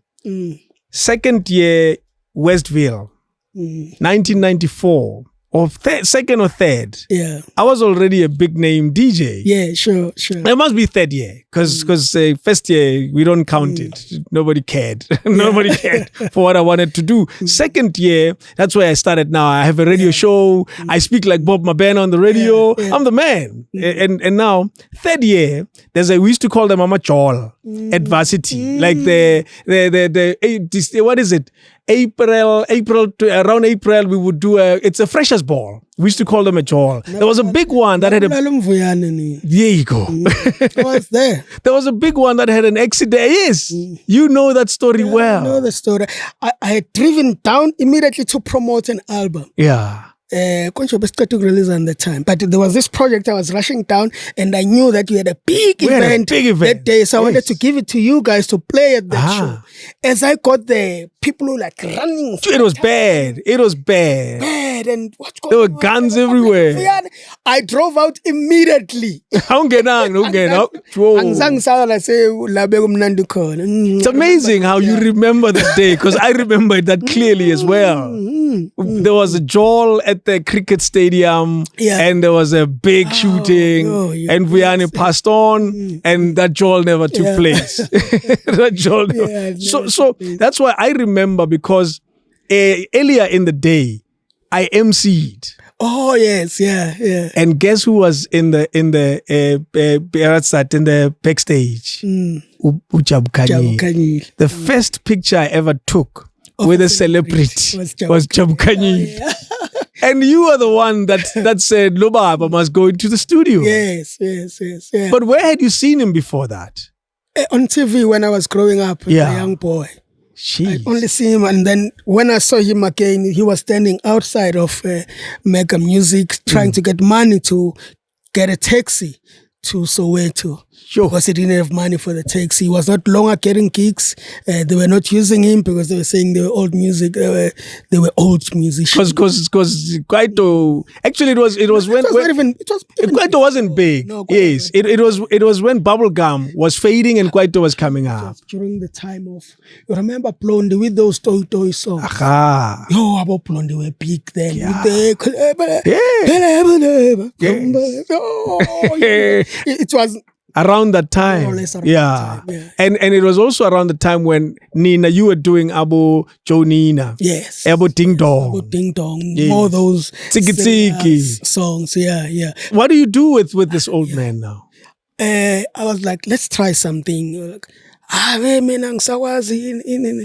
And then Angalanda, so the studio was always available for me because I was the GM. So of course, Angalanda Utapelo home. You understand lo music wena kudala but ngifuna so present ngale vibe yethu yamanje. That's how abo Malowe came. Malowe, because yes, if I can tell you what we were copying. Do you know the song? It was a big house song, Khaled. Aditi. Oh, Aditi. Yes.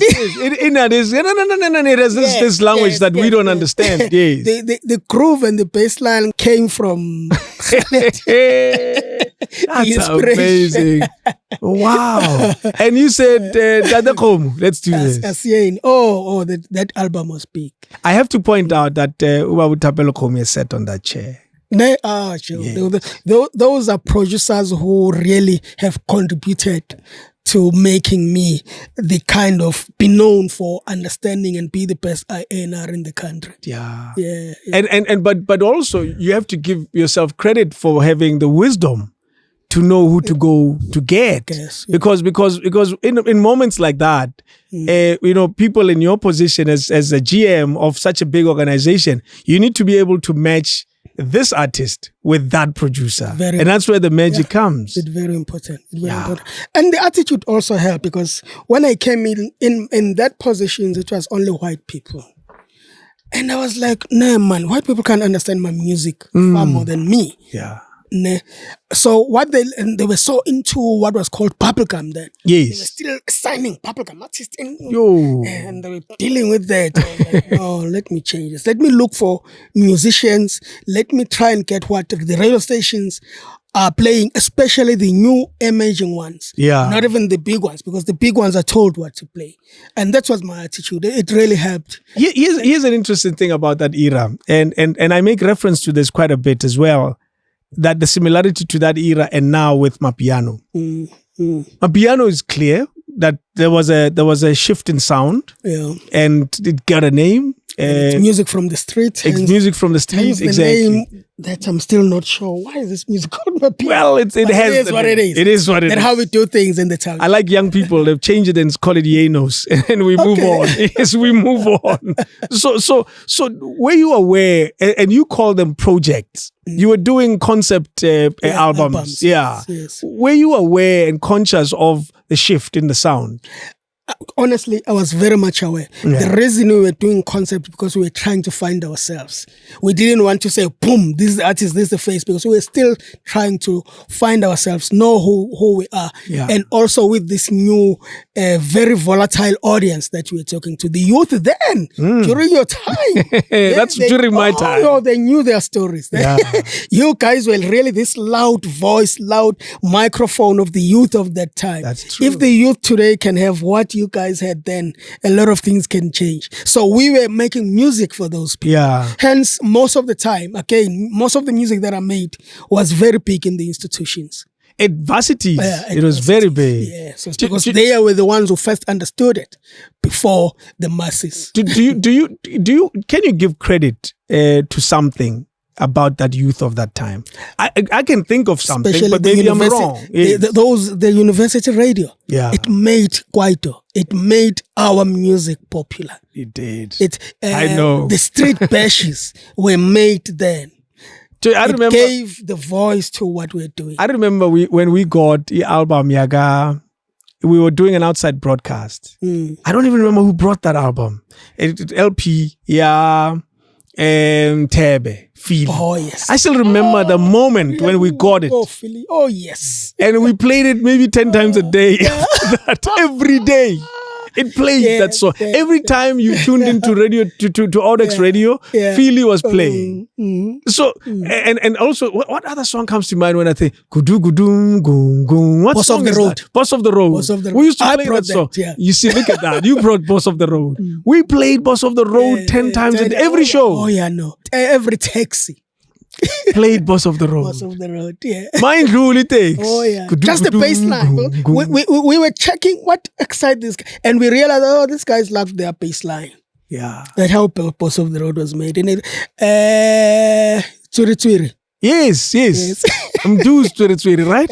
Not even. I did Tsuri Tsuri with Manja Speaker. Oh, yes. The original Tsuri Tsuri. I did that with Manja Speaker. You were part of many projects, eh? Oh, yeah. Oh yes, of course. There's the sticker comes back again. You never left the sticker. You now you're a big general manager. You're still taking stickers. Oh yeah, it's important, my man. You use what you think your fellow black people love or understand or talks to them. You see, they love their soccer. They love going to the stadium. They ride in taxis because they're in this era. Mm-hmm. They were not yet upwardly mobile. Yes. So talk to them in a way that they like to talk. When they're hanging out having their drink, the baseline need to drive them on a song. Where do you meet Mdu Masilela? Actually, I was introduced to Mdu by Mandla speaking. Okay. When I was living with Chico, there was a time when I didn't even have clothes. And then there was this guy who was Chico's dancer. Mm-hmm. And we hooked up and we got along like fire. I mean, when Chico was not there, this guy will come and hang out with me. I will go to his house, spend time there. He will bring me his clothes when he will force me to... What was this place called in town? There was a club in town because we were still tiny and young. They didn't allow us at night. So we'll only go in on the matinee at 2. Oh. What was the club at Carlton? I would know. With the Mandla speaking, he will take me there. And both of you. And I'll be wearing his clothes there, looking hot. He loved jeans and red. So okay. So we got along so much that when then I was now had this opportunity of being a GM, I brought him back and I brought him close to me. But you knew his musical talent. Yes. We started up. He is one person that I then started doing a whole lot of things with, and then introduced me to Mdu. Again, with Mdu, we became friends. Yes. We will spend, like from the office, I'll go to the studio. Yeah. We'll spend time in the studio making different kinds of music. So you would work double job. I was working because during the day you're a boss, at night you're a music producer. Music producer at night. Wow. And that's how even the concept, the idea of LM Jam, of Bob and Doc came when we were like playing around. Like, hey, man, these guys are big. This one is big on radio. This one is big on the field, and they're our friends now. Let's invite them. And we need a lady to sing here. Wow. And then we brought Wendy to also be. Do you realize that? You were, a lot of people are credited for what Kwaito became. The likes of and all of those. And history will be wrong if it doesn't come to you and say, "She's man, you were the machine that controlled that time so strongly because you." By bringing Abu Mandla speaking, who were godfathers of that sound of that time, by bringing Abu Mdu, jeez, man, you opened the door to the sound. So much that when it really started taking off, and then I don't know because there was also Arthur doing his thing, his own vibe. Yes, and I had some relationship with Arthur, although I didn't work with him direct. But somehow there was this fight that just happened. I remember calling all of them to my house. What was the fight about? Because that's the thing. People will just say things and create that vibe that they're competing. And there was no fight, really. And I guess the guys, because they were young, they started believing it as well. That maybe we are fighting. Maybe we are fighting. Because when we got to talk about it, we realized that actually there is really no fight. Who was the fight? Mdu and Arthur. It was Kalawa, Arthur, Mdu, Arthur, and really there was the fight was based on when one releases a hit, the other one will also have a hit. The other release a hit, the others follow. So us as consumers decide. Yes. And then there's a fight. It's happening today. It happens everywhere in the world. Yeah. In different areas. Areas. Also, these guys are not fighting. So you call them. I called them to. I had a flight in Lyndhurst, and I called all the guys in to say, guys, come on, what's going on? And no one came up with like, no. But no one, now we are responding. Oh, yeah. And we realized that, you know what, guys, let's go out there and make good music. And And I must say, after that meeting, almost everyone, actually I was at Sony by then. After that meeting, everyone was boom. Jesus. Oh yes, because the guys were more hungry, more determined, more driven. Give me some of the most exciting, I'll call it album or projects during that time that you remember and say you were excited about that, because there were so many. Yeah, no. You had Konjo Bani. Who's that lady that was there? That the video she was leaning against Ntokozo. Oh, Ntokozo. Oh, up and down, baby. You had all of that. You had so many projects. So that's why I'm wondering which one even comes to mind as one that you looked at and said, honestly, that's exciting. Now I struggle because... But the exciting part was especially when I got the opportunity to start from scratch, Sony, lead Sony, with zero market share, but be able to compete with companies that have been there for forever and up to with beating them with the market share. I still love doing this. When I'll take someone who, when you look at it, you're like, there's nothing. I mean, Mawilis, people will say, but what does he have? And me and him do like, and we made hits after hits. There was something called Washer Gang also. I remember Washer Gang. We were both driving City Ice too. Okay. So we'll drive and follow each other. No, let's go to car wash. So we went to the car wash, and these boys were washing our cars. So we're playing a groove. Okay. And then we like just a beat. Yeah, without lyrics. Yeah, without lyrics. And this guy started doing things. And they're like, hey, someone's a student. Wow, that's an interesting and that song was a hit in 3 months. What an interesting time. It really was a lot that one will just play around. But I loved changing things. And so when I started Sony, everyone thought Mkhize is Kwaito. He loves Kwaito. So I want to focus on Kwaito. And I was like, yes, Kwaito, I know. I've got my people, Mdu and them. Let's run with Kwaito, with Ditabu Mashamplan, and we were really killing it there. And then I was like, in South Africa, jazz is dead. No one is playing jazz. No one is recording jazz. There's this lady that sings classical, but every time I hear her tone, her voice, I'm hearing African jazz, but done light, not like traditional, but more African.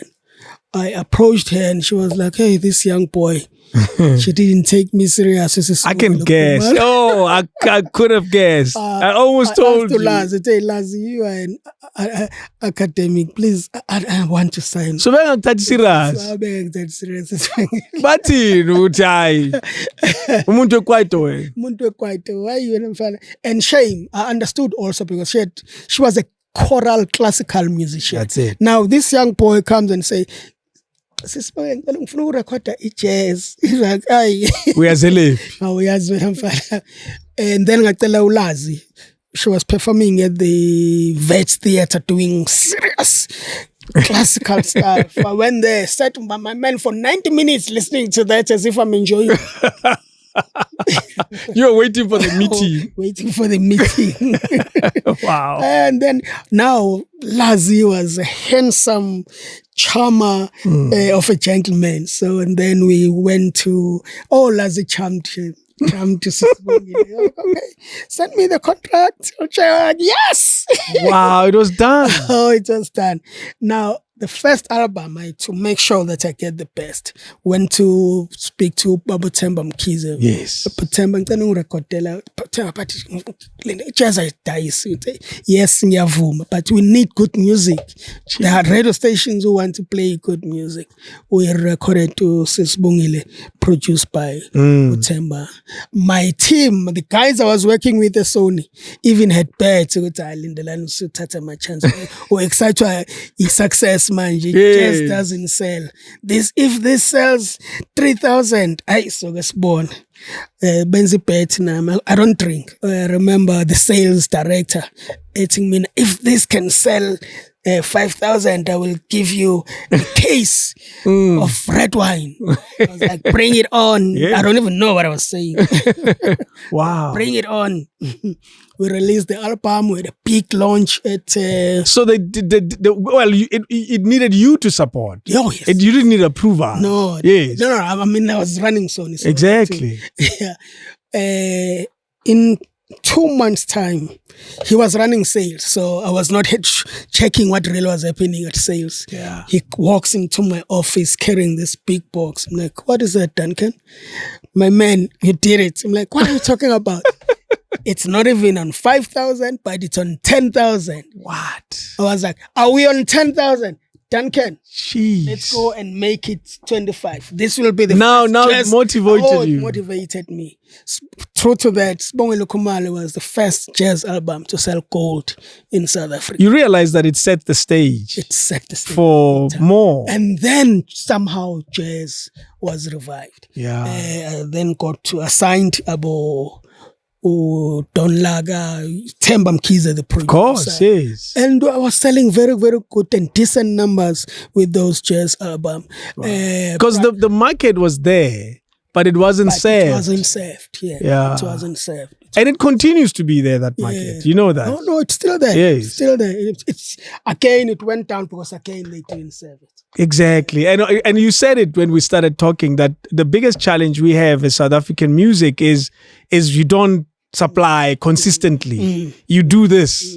And as a result, your audiences, when you're not serving them, they look for alternative solutions. Yeah. It's two things that happen. They stop serving the audience, or South Africans have a tendency of, if something is working, they all flock to do Oh, yes. Yeah. So there was a time musicians go jazz there. was flooded with everywhere average stuff. Yeah. You see, a jazz album or a jazz song, there should be a reason why you are recording that.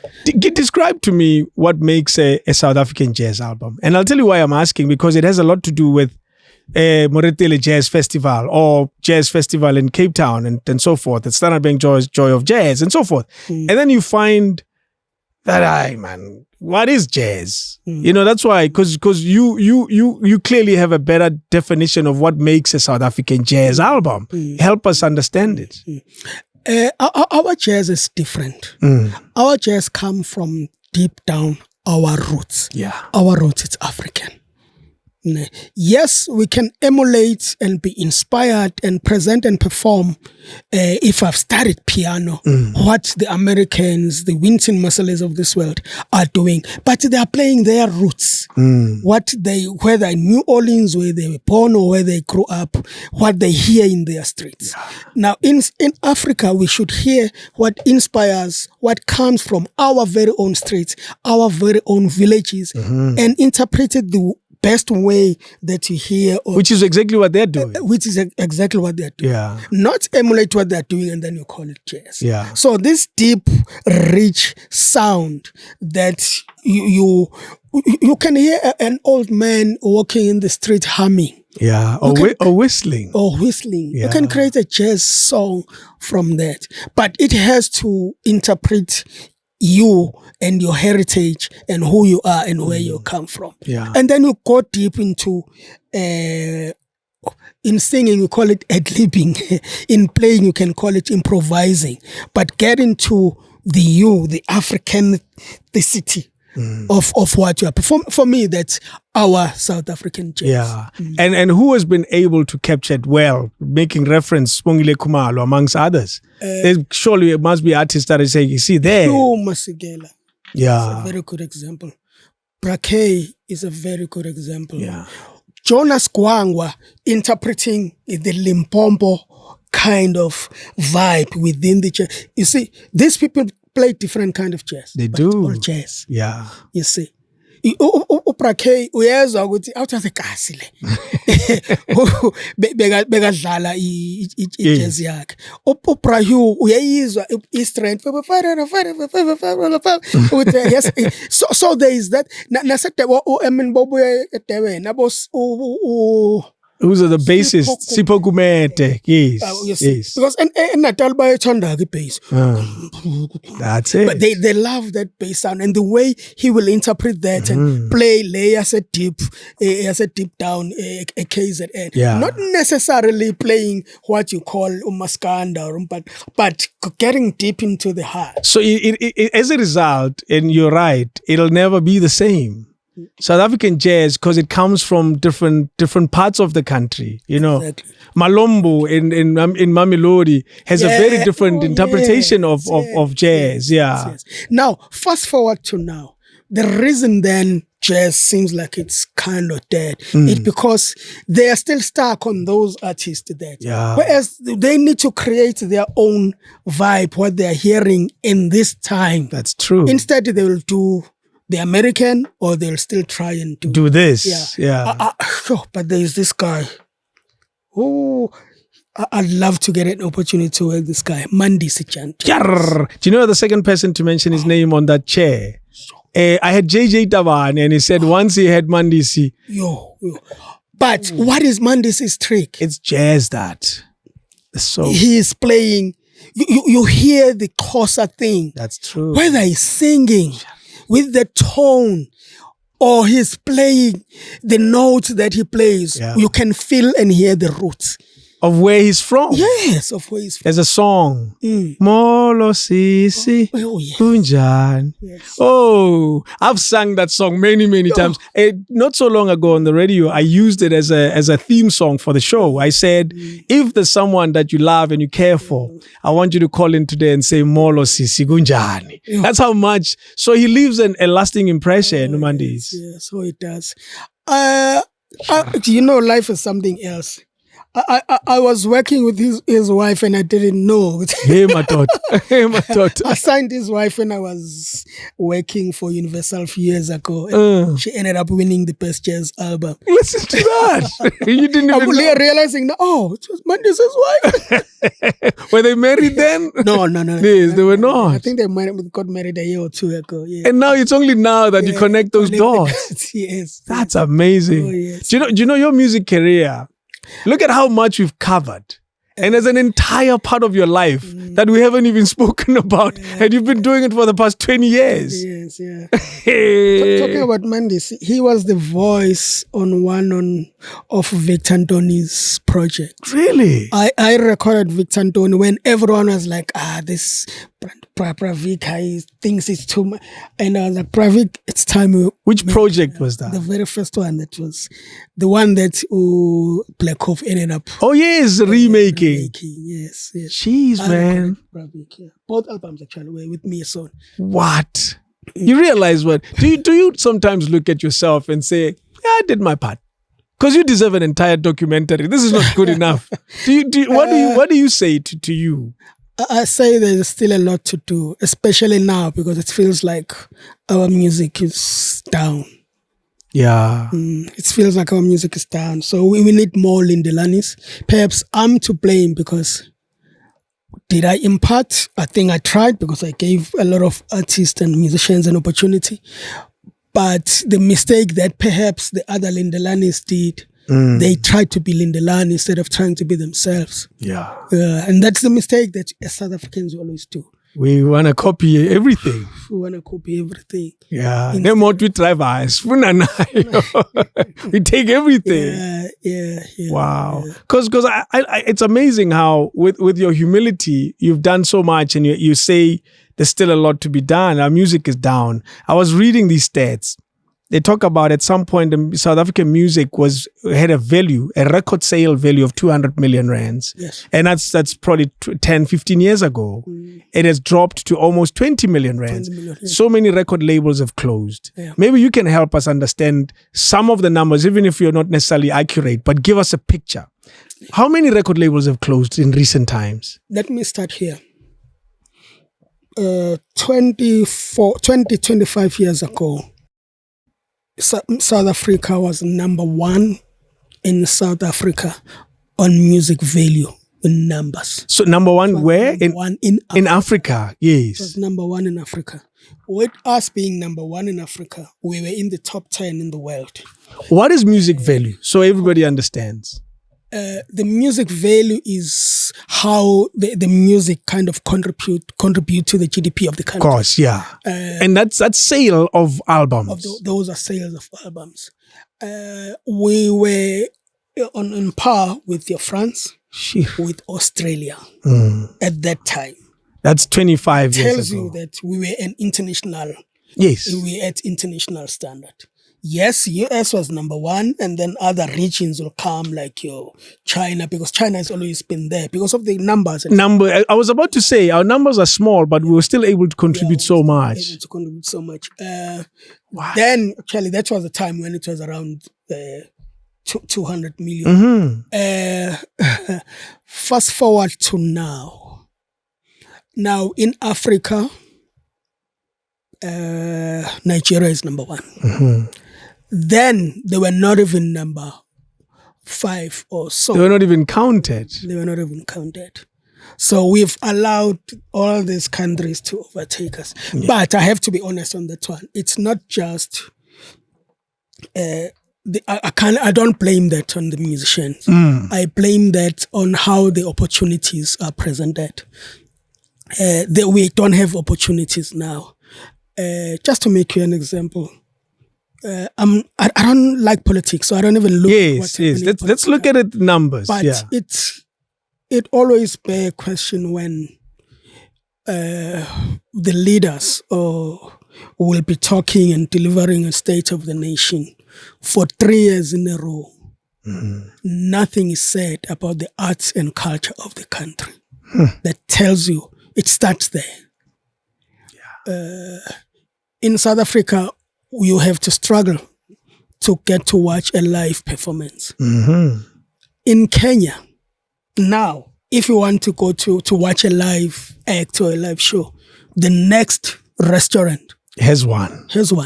So you don't struggle to find it.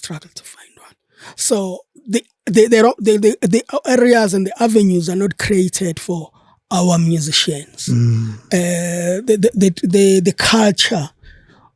It's not there. In the townships now, kids are sitting on their phones, they're sitting on their, playing there. In our time, after school, we will gather as people who love this and this and that. And go do it. And this is happening across the board. I mean, look at how terrible our sports is. It's dropped the level. Why? Boxing is gone. Casper is the only boxer in the country. Boxing is gone. As an example. The development in this country across the board, in arts, in sports, it's not there. Yes, that time it was not there, but because of the hunger, we were pushing our old people. When they have something, they will make sure that they pass on to the young people. We're always ready to receive. In schools, you'll have soccer tournaments, music, choir competitions, all those things. I used to run. Exactly. Athletics. On Wednesday, you will pack up at the athletic stadium to watch runners doing their thing and scream and support them. Where basketball or netball, the ladies and all those kind of things. There was what we call, I was a Boy Scout. I will wear my khaki with pride. So you know how to make a nod. You know how to make. Wow. So those things were building and making and creating us to be who we are today. All those things are gone. So as a country, we really need to do an introspection to say, how do we help this situation? We're running out of time. We are definitely running out of time. We're running out. And we'll have no one to blame for it. Do you know, I did a project for Dinosa many years ago. It was the saddest thing. Dinosa is the Democratic Nurses Association, if I say it correctly. We were meant to go and record and do a video using pictures of in their library. We went to the library, gave us keys to it. They said, look through it, make sure you put it back where you found it, so it's still documented right. This is sad, man. We had everything. Florence Nightingale, first nurse in the world or whatever in South Africa. We had everything until 1994. And then it stopped. There was no one who was saving, who was documenting, who was making sure that these things are archived. From that moment on, from 1994, 95, there was nothing. It was the saddest thing that we observed. What are you telling me? That's where we are. Because when you're talking about the arts are broad. You know, it's everything. It's from the paintings on the wall. Yes. It's from spoken words, which is poetry, it's from music, and so forth and so forth and so forth. It's from the television that we create, the pictures, and so forth. We go on. And ultimately, it speaks to archiving of history. That department belongs to Department of Arts and Culture, the archiving of history. And if we don't do it, we are losing out on a lot. Yeah. So you're describing, when you're saying we are doing very little to keep this going, we're also doing very little to archive it. To archive, and yeah. Yeah. I'm proud of the SABC. When it comes to archiving, they still do it, and they still do it well. They still do. You know, the show that I did yesterday on the radio is archived. Exactly. However long they're going to archive it, you go there, you'll still find the show that was done by Chomani when he started doing radio. And I always look at it and say, wow, man, this is amazing. So you are opening up this wound right now, Lindelani, and say to us, we are in trouble. We need to do something as a country, as a nation, as people, to save ourselves, to save our kids, to save our future of the ones that are still coming to this country, who are still to Why are we like this? I think we allowed the process and we got carried away. Yeah. When we got power, which was not power, we then thought, oh, this is it. We didn't have the fight, the hunger, the drive, the determination to what you say. I mean, I love sport. And I support this team called Kaizer Chiefs. I'm not laughing. It's sad when I look at a player who can't even the basics of soccer. Same with music. Basics of music. I learned the basics in the township. I didn't learn the basics at university. The basics of singing, how to in the township, singing with the people they don't know how to sing right, but those things are no longer happening now. There are no platforms or no areas or no places where our kids can do that. When they come back from school, they sit and they PlayStation or they sit on TikTok. Or those who don't have those things, which is lots of them in the township, with no direction really. There's no umama uloye choir who is going to take the child and umntwana uzohlala because our mama, they are not in a choir. So much has changed. So much has changed, my man. I'm really worried about the future of this country, particularly when you're speaking about the arts. Yeah. No wonder then there's not a lot of when money is spoken about. Actually, the conversation about money in the music business is almost not spoken about at all. Do you realize that there's a general impression ni grand nina? I'm aware of that. Because we see you looking good. And I was just about to say that, because Nati, that's what we are portraying, that's what we are presenting. What is the reality? Grand. Just from a very general perspective. The reality is that for artists, for musicians, for over 2 years, their source of income have been cut short. To others, not even cut short. It's non-existent. To some of us who even were saving before, we've used all our savings. Fortunately for some of us, at some point we decided to diversify because we love business. We're surviving on other areas, on other things. I'm surviving on engineering business. Sometimes I'm surviving on a restaurant business, but I'm no longer surviving on music. On music. And at some point, it was the business that made other businesses possible. Exactly. Music is the one that built and created these other businesses. When engineering was not my engineering business with my partner was not working, but whatever that one could get from music would put there and it got going. Wow. You see, but tables have turned now. And now, because of the society, we don't want to show the real truth. We still want to present and emulate this thing that if you're a musician, you must live the life. Whereas we need to understand it's also a work, a job, like any other job. The only difference is that mine doesn't start at 8 and finishes at 4. On manje busuku. That's the only difference, but it's also a job, so I have to respect that. If I'm still, there was a time when I was using public transport, so if I'm at an area or a position where I need to live or on this level, I should live like that, but I don't want to, because I'm living my life on social media. I want to portray this, and those are the things that are killing us. Those are things that are causing depression, but we need to face it. Musicians are having it tough. Musicians, artists are having it hard. Wow. More pleasant stuff. Harder tech. It's not pleasant, I know. Yeah. I didn't think you'll go there. Well, but that's good. And those are the things we need to talk about. Yes. Yeah. Because your life has a near-death moment. Yes. It started with, I'm sure you can see me here. Yes. Vitiligo. Uh-huh. At that point in time, I didn't know what was going on. Okay. You were just seeing your skin changing, and went to different kinds of doctors. They did things, spent money, but they couldn't cure it. Until one honest doctor told me, no, Mkhize, you can't cure this. Yes, perhaps it can be reversed, but it basically have to do with how you manage and how you control your stress levels.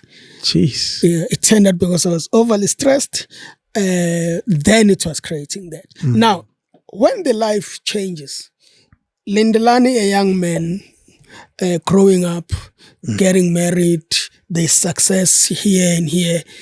On your own, you can handle yourself. You can take care of that, whatever comes in. But as you grow and the responsibilities grow, family, kids, wife, kids growing up, going to school. I mean, you have to take care of those things. And every month end, it's no longer like before where it's smooth. Even now, I always tell my kids, well, at least you guys are my Bentley. Well, they better do the right thing. So with that evolution, with those changes, it has to do with every person, how we handle that. Yeah. Someone dies, you're worried about that, and you think you've got it. Whereas you actually don't. All these are piling up. These things are piling up. These things are piling up. So, at the same time, I'm a person who never stops working. Once I start, I never stop. Once I start, I have to say this. It's the latest we've ever recorded this podcast. Are you serious? No. I'm not complaining. I'm just acknowledging that we've never recorded at night. At night. We are recording this podcast in the evening. Normally we record it during the day. Oh my goodness. It's the first. No, I'm not complaining. Always because I work the same. There's no time to rest. Yeah. And when I got a call and the note was, Lindelani says it's fine, but he wants to record at night. It's like, okay, this is the first. So we're recording it at night. It's okay. So it proves the point that you haven't changed. This guy that is still the same. I still go to bed at 4 a.m. And then I'm up. There are different things that I deal with in my life, business, my work, and all those kind of the different businesses and all those things that I'm responsible for, I'm involved in. So the stress level, I was not aware. I thought I've got this. This is still in control. One day, driving from this meeting in Richards Bay, my engineering business is based in Richards Bay. Okay. So there was a serious challenge there. Things have to do with safety in the industry, manufacturing industry, very important. Yeah. So my guys had dropped the ball there, and our safety file was expiring that particular day, meaning the following day we're not going to be let into the plant to work. We had this project that had a deadline, so I had to fly down there, drive to Richards Bay, meet with the guys. What's going on? How did it get? And I couldn't get. So I had to get people who specialize on the safety to help you to help me get. So I drove back at I think it was around 2 a.m. driving back from Richards Bay.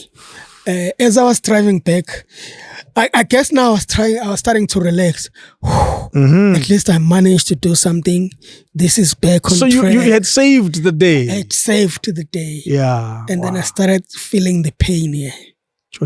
Started feeling the pain on my heart. I'm like, hey, what's going on? As I was approaching Palito, the pain extended to my left. What? I remembered, I don't know whether it was my wife or somebody who told me that if you have a chest pain and the pain on your left hand, always check your heart. Yeah. I was like, hey, it can't be. I drove myself to Palito Hospital.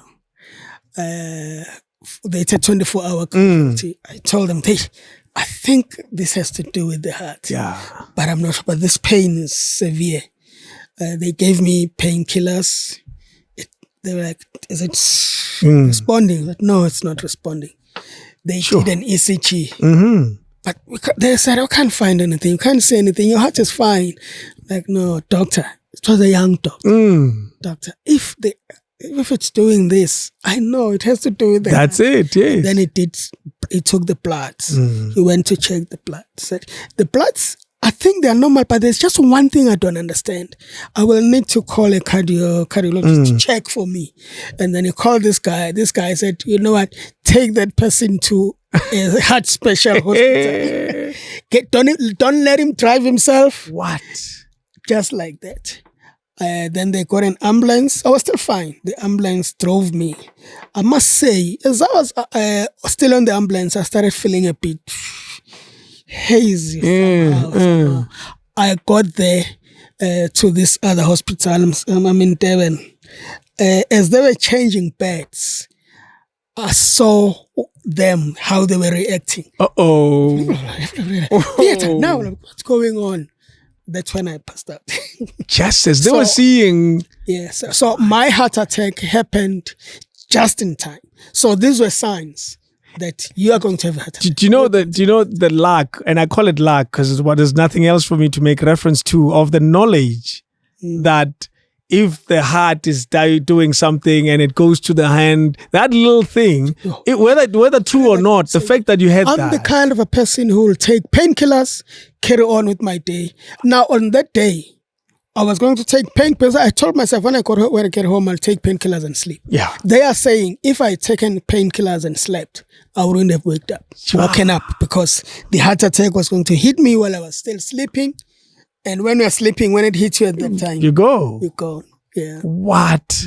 You had the foresight to say, let me go to the hospital instead of driving home. But it was driven by stress. Yeah, it was, which I was not aware. It's on that high level. Is it the natural drive that some people have and they just don't want to stop? Because I think you suffer from that. I suffer from that. I had learned the hard way that day. Did it change anything? It changed for a year or so. And then you went back. I went back. But for drug, I relapsed. You relapsed, yes. You fell off the wagon or something like that. Honestly, I did. And now you're back at it. I'm working hard. I'm pushing myself. It's the responsibilities, man. But are they self-created responsibilities? Do you sometimes look at them and say, maybe I'm...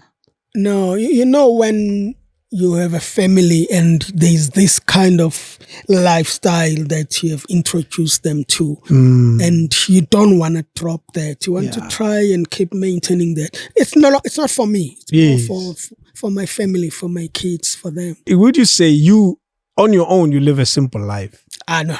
Me, I'm a very simple man. Yeah. I'm a very simple man. How do you describe a simple? Because I had to buy a shirt for you. For this. Yeah, my mom told me I don't wear shirts. I had to buy a shirt for you. I struggled because I wear t-shirts and she doesn't like them. And that describes the simplicity that I have. I'm a t-shirt man. Yes. I'm fine with my t-shirt, even worse these days.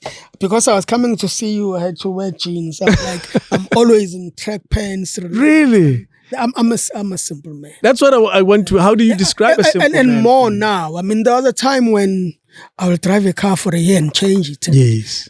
Have to have two or three cars parked so that when I walk out, I decide which. And then with time I realized that rather let me spend on this, my family, my home, and all those kind of things. I'm really not... no. Isn't as it Pazamis? No, not at all. Yeah. I think I started this during my Sony days because of who you are, where you are in life. Every week you'll get an invitation.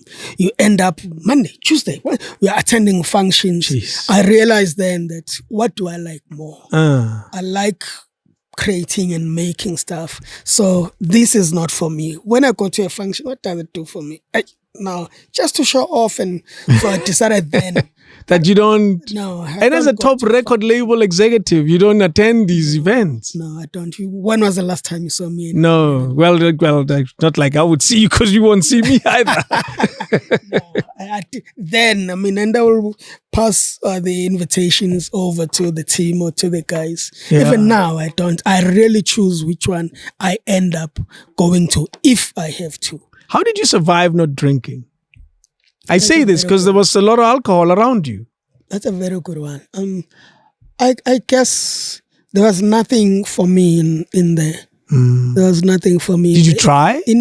I did. I think it was only one day once, and I don't know what this guy's like from this, but strange. I collect whiskey. Okay. So you have... come to my house, I will make you drink a kind of a whiskey that you've never seen. Yeah. I will go to whiskey tasting if they are there, but I don't yes, drink. You don't swallow. Yes. I don't even put it on the mouth. I use the glass thing, the legs and all. And you don't even drink it? I don't drink it. And if I feel this is worth buying, I will buy and keep it at home. It's really just for your guys if they come. They'll enjoy friends, it. For them. I love actually introduce. I mean, I have a team of very good friends of mine. Lindelani Stockfell. So first month in the year, I'm the one who's hosting. And they know during the host, they will be tasting different whiskeys. And just for them. But I don't drink. Yeah. It's amazing. How bar is full of these things. I mean, you even have a bar. I almost became, I remember the COVID lockdown. Oh, yes. Guys will say, little pills. I need whiskey, I need wine, I need this. And my friends will come. But my number one rule, you drink here. Oh, alhamdulillah.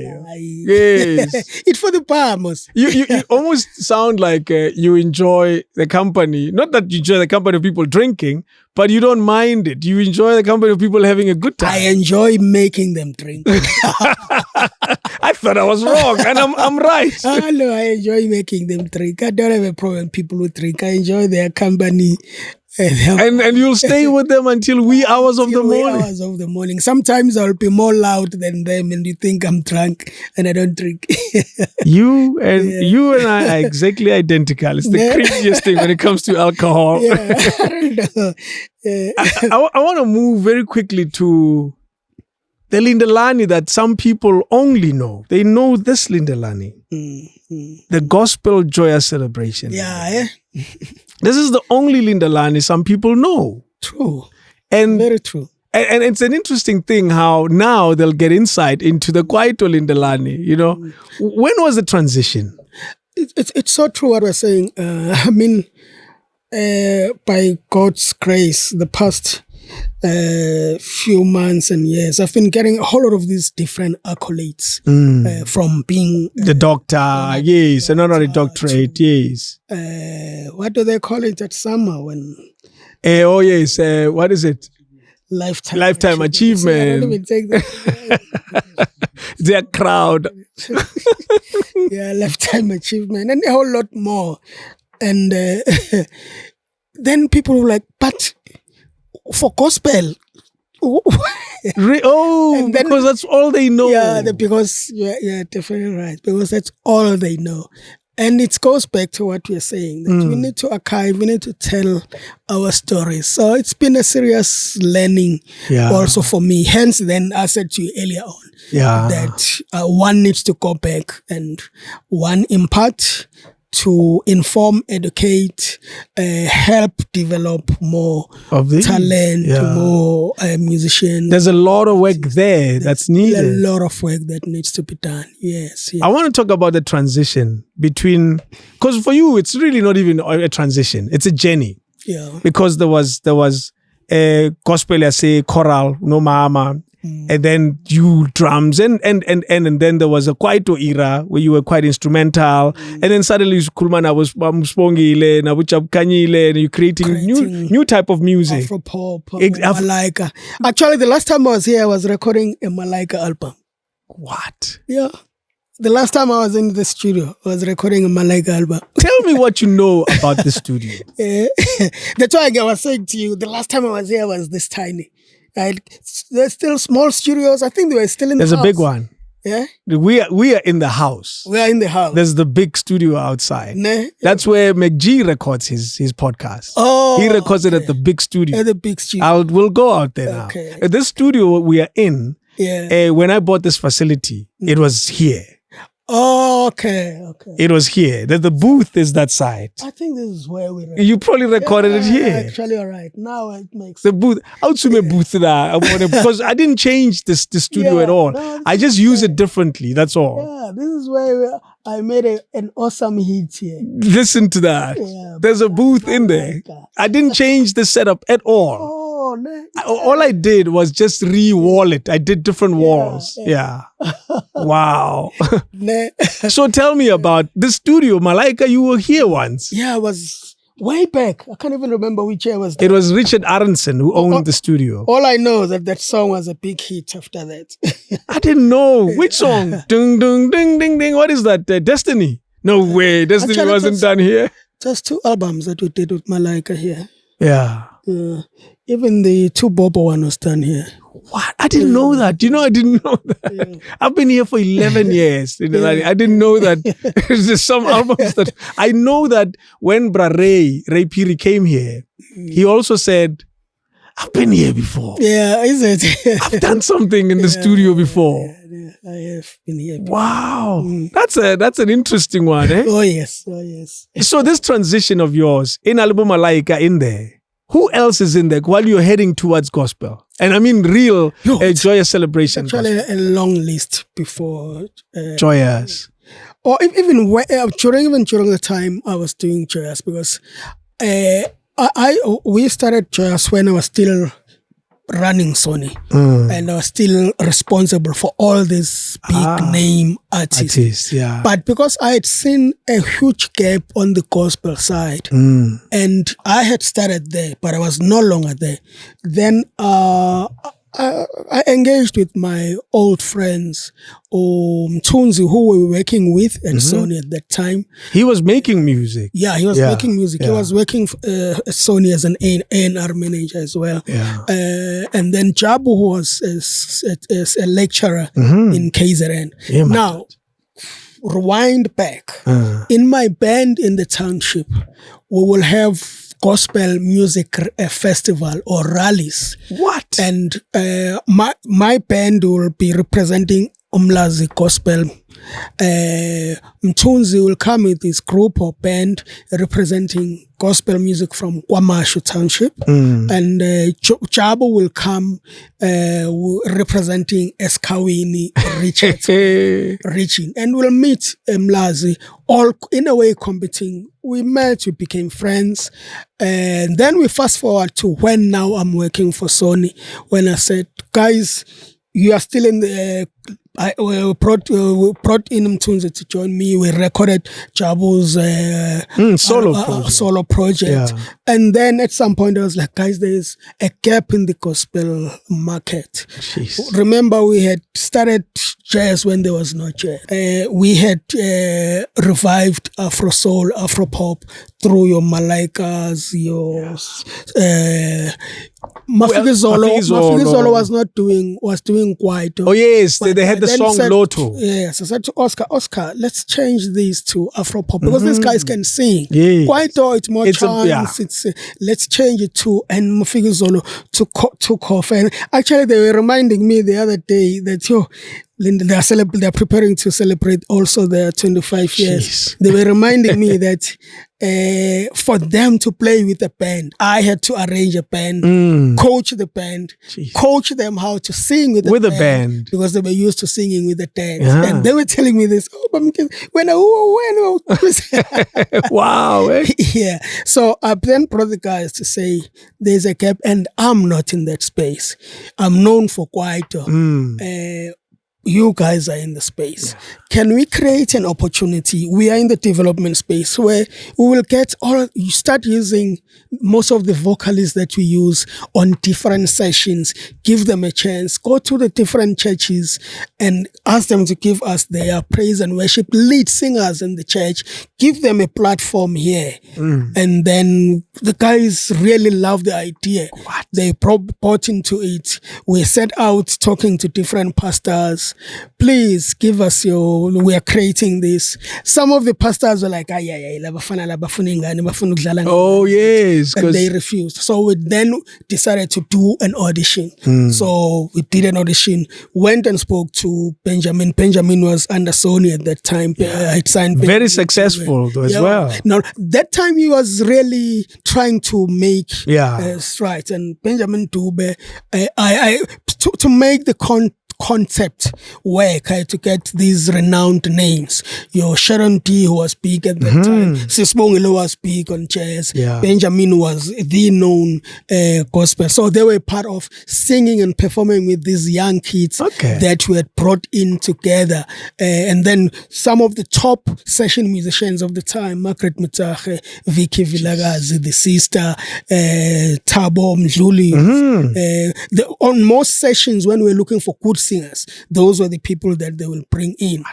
So that's how basically Joyous Celebration started. Was formed. It was formed as a collective of this team. It was merely a concept to make a contribution to the gospel music. Yes. And for me, it was also more to, because no one is signing real singers. The focus is on Kwaito. At the time. Or you were also saying, we can't lose real singers to this thing this monster that you've created, because you were part of the creation of this monster. Jeez. So that and was the takeoff a smooth one? Not at all. Yeah. In many ways. Well, the first show, because it was a live show and we recorded, it was successful. People loved it. They came. We released the album. That's Joyous One. That's Joyous One. We didn't even call it Joyous One because by then I didn't know, or we were all not aware with my partners that we're going to go to up to too many. We actually this weekend recording just 26. What? Yeah.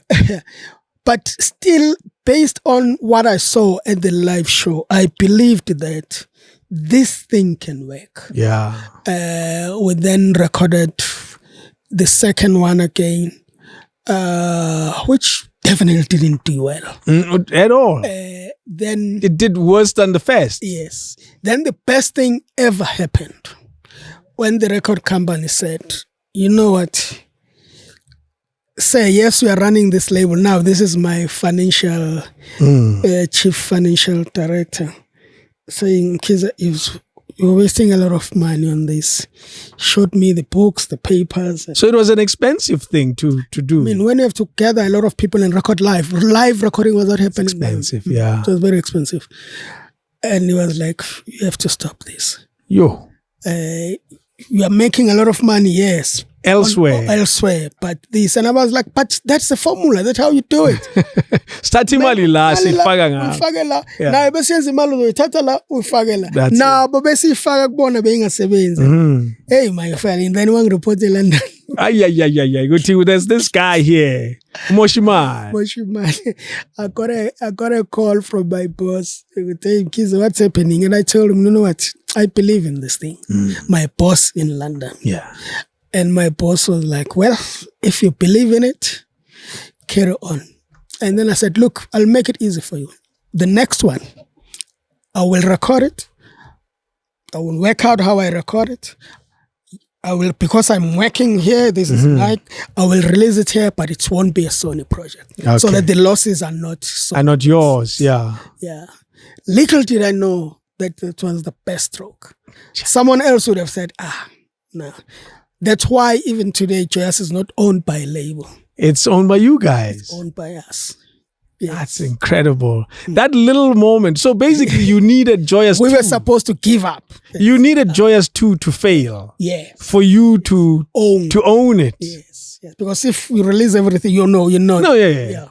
It's owned by the label. Yeah. Jeez. It's such an interesting story. You probably look back at that every time and say, ooh, that little accident was important. That accident was very important. Jeez, man. That accident. We recorded Joyous 3. What was the reason why Joyous 2 didn't work, in your opinion? I think we might have got carried away. Mm-hmm. I think that's when we did a whole lot of international sounds, emulating, because what made Joyous 3 was the next album that we did on our own, which was ours. That's what really now introduced Joyous Celebration, Joyous 3. Yeah. And it was very much African. It was an African sound in every way. Exactly. And you never stopped. And after that, you never looked back. One of my favorite Joyous songs, I don't even know what Joyous it is. I think it's Joyous 20-something. Jeez, man. It shows me now I'm late to Joyous. Ke laolwa ke moya. I absolutely love this song. Joyous 22. You know them that well. No. You don't. No. There's another one. Come on, man, David. What is the song? I forget who sings it. It talks about not My God is Good. My God is Good is not Joyous, is it? Joyous. It's Joyous. Joyous. Is it 15 or 14? But Joyous, yeah. There's a song, man. Oh, yeah, that's Joyous 23. You know them well. Reconnecting. I love those songs. Yeah.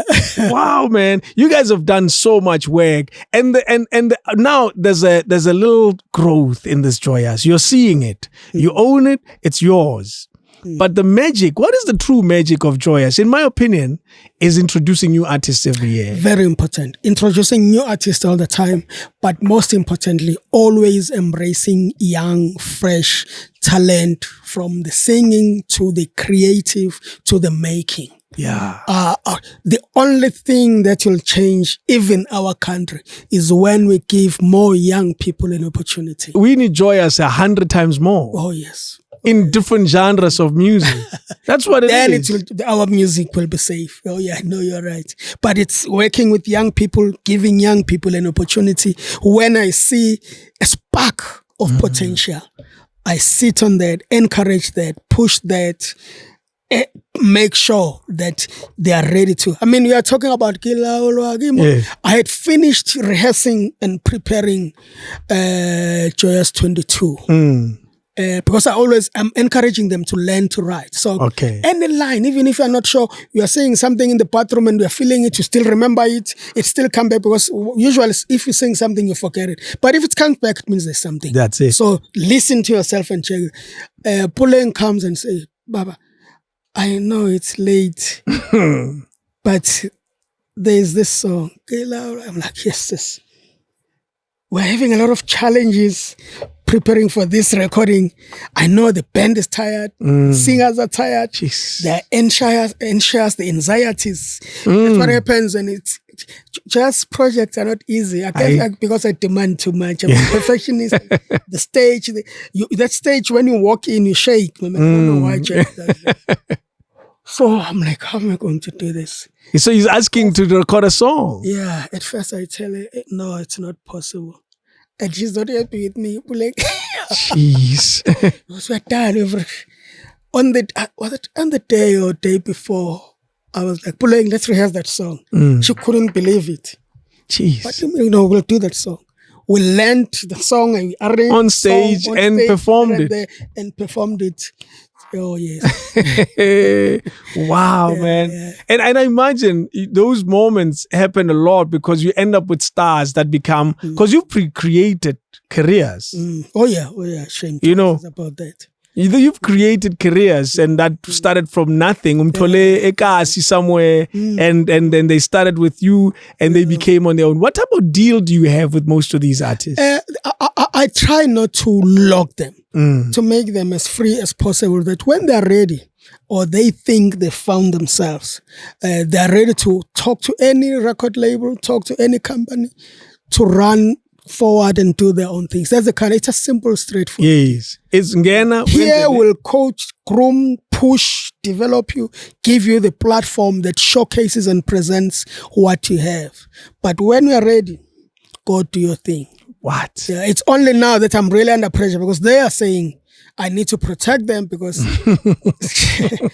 people come and promise them heaven. Shame it happen. Yes, Only because they see the crowd getting crazy when they're performing, and then they offer them this, and they think it's what it is, and it's nothing not. comes out of that afterwards. Yeah. So now I'm busy trying to create a way and a platform that they can be taken care of. And there's a lot. There's a lot. Without counting, what number comes to mind in terms of artists that have been through the Joyous machine? Actually, right now, 50% of gospel artists in this country comes from the Joyous Machine. There's a new album, The Joyous Machine. 50% of the gospel artists in this country come from the Joyous operation. Platform, yeah. Wow. Because I can mention a few. Mahalia, right? Mahalia, Shay recently. Yes, I've heard of Shay. It's dynamite. Jeez, man. There's a young lady now called Bagazi. I'll send you that song and you must play it on air. Absolutely. This Xhosa traditional hymn. But when you're listening to it, it will do something to you. Jeez. Another young man called Spoonover doing awesomely well. Yeah. We're having a conversation with Telkom to do a gospel weekend. Okay. So we hope that it goes somewhere. Yeah. We're still at conversation stage because of what we've been able to achieve over the past 2 years. And we're hoping that we have a gospel weekend because it can only help, with getting you something that we spoke about or before we started recording, that every effort in this game makes a difference. Makes a difference. It gives somebody a game. And thank you for bringing companies like that to the music space first and foremost. Yeah. And also making them realize that there's something in gospel because music is not supported in this country. Business, I don't know why. South African business doesn't support music. Yeah.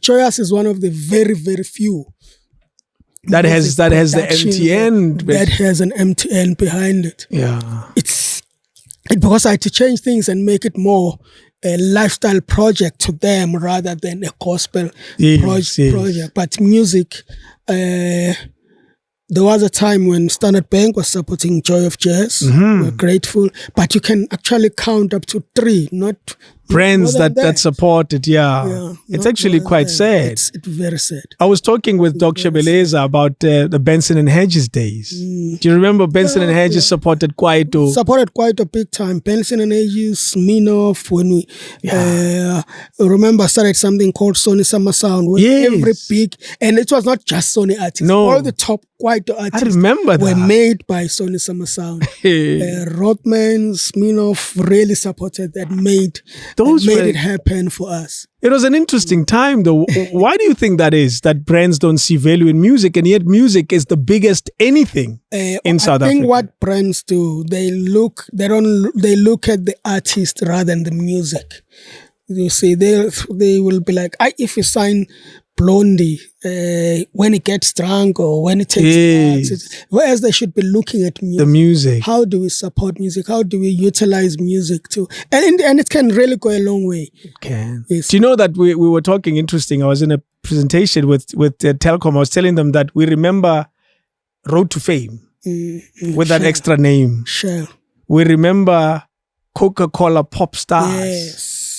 The brands become synonymous to that experience. You see when we were talking earlier about Rebecca Malope, when you see her, you don't say Road to Fame, you say Shell Road to Fame. Shell to Fame, exactly. It tells you of there's no loss in supporting music if you're going to do it right. If you're going to do it right, Jeez. I really hope corporates can really wake up and start supporting South African music. Yeah. Don't worry, I'm doing my best. Please, you need that. I'm doing my best to keep the machine going. Yeah. The competition in the gospel space. How fierce is it? It looks fierce from a distance.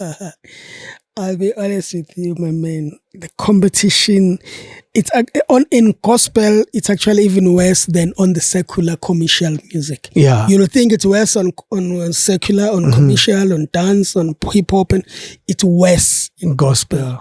And sometimes it's sad that it goes beyond people hating each other. Really? Whereas it's just work, and you'll think because it's a place of God, so worship, but shame. And then I really wish and guys can understand that there is a pie, there's a slice for everyone. Everybody will get. Yes. It's money. Everyone will get a piece. Don't worry. So much competition, sometimes it's not healthy. Wow. But one of the things that for someone like me, why one have been so consistent and have survived, when it comes to such, I just close my ears. Yeah. I don't know what's happening. Yes. I try and make You hear rumors and then you move on. I move on. I stay as far as possible from such things. But when you get to hear these things, you're like, hey, but I respect these people. Are they really doing that? Is it really? How does the competition play out in one of your very generic examples? I think how it started, which I alluded to earlier on, that South Africans, they don't like creating fresh and new things. If there's something happening, they all flock to that. Mapiano. If you will come, Mashabela, the new kid they will say, this boy is making it and he's doing this. Yeah. All of them will come and want to do the same thing. Yeah. They won't come and say, what can I learn from this? How can I use this to motivate and encourage me? True. And then take it to the next level. And the best artists who have really made it are people who do that, who don't do what others are doing. They come with their new, fresh unique thing that sets them apart from everyone else. That's true. You see, so that's what creates. And then off late, you'll find young, fresh, new artists wanting to compete with, Benjamin Tube is a legend. Jeez. Don't record today and release tomorrow, and already you think you can compete with Benjamin Tube. No. Have they been to Spirit of Praise? Benjamin he's doing his thing his own way. He's been doing this for years. And that's what he 40 knows. years. That who he is. He walks, he breathes, he lives this thing. Yeah. So you recorded yesterday, you then think you are no. It's quite laughable, actually. No, I'm telling you. Yes. And that's the mistake. That's what causes this lousy, stupid competition, which is unnecessary. Yeah. And it gets worse in our space. But he's such a humble soul, so he's also one of those who just do his thing and doesn't check this thing. No, You know, I was very lucky to hang out with him at SABC. He doesn't. He's not bothered by it. Yeah, and I guess it comes with age as well. Yeah, you grow older, you realize it's I was once like that. Yeah, 35 years ago. Yes. Wow. These guys are supposed to learn from him rather than to think they're equals. How can you be equals with a guy who's filled up? Well, I call it the danger of microwave. Speed. Speed. Jeez. And then because that's what they do, they then think they shame. We were talking about the slice. Is the pie enough? The pie is very much enough. Pie is very much enough. People love to listen to new, fresh music all the time, every day. All the time. People enjoy, embrace, support new music. Yeah. So there's a piece of pie. There's a slice for everyone. And you can get the same. Guys. You can get the Make same music. slice. Take it out there. Yeah. People, if it's good music and not trying to be somebody else, people will love and enjoy it. Jeez. So ungawari. And don't say you're making a hit. No, that's another There's no thing. formula for a hit. Yeah, we've been in this industry forever. There is no. You've had misses. You've had. Yeah, a lot of them. We don't talk about. A lot of. You think you've had more misses than hits? Oh yes. True. Yeah. Oh yes. Yeah. But we learn, we grow, we become better people. That's it. That's what makes us those misses. Who's been your proudest discovery? And you can't have one. And no, honestly, all of them. I even up to today, I get my adrenaline from that. That's why I don't care about money. But when I see someone that I started with there being that, that's where my fulfillment is from. I get fulfilled, I get full, and then I'm hungry for the next one. So what didn't you see in me? You were trying to be Bob Mabel. And I think I told you that. You did. The year was 1996, 97, I think. We met at Sony Records. I had a tape. A nice tape. You know, there were these tapes. It was, I don't know, they said they were better. It was black in color. I can't say. Yeah, no, it was better than a TDK. Those are called the Maxell. Those. Yeah, metallic. There you go. I had recorded it on that type of tape. I was proud of it. I was using a background, who's this guy? Eugene Barron's cutter, Barry White. Yes. And I was singing, I was doing a rap. Yeah. I had created some random stuff, but my style was very pop. Very, completely pop. Kada, kahi. Yeah. I was singing Pretorian. Yeah. Hey, that's the language I knew. I got there, and I was lucky to have gotten a meeting. Nah. And I was lucky to have gotten a meeting where you even called him Do. Oh, is it? Yeah, you did. Well, I'll tell you something about me. I'm one person who believes that you will never know where you'll find the diamond. Yeah. It can be in a muddy, meshy kind of place. And if you look, you can come up with something. So I really do.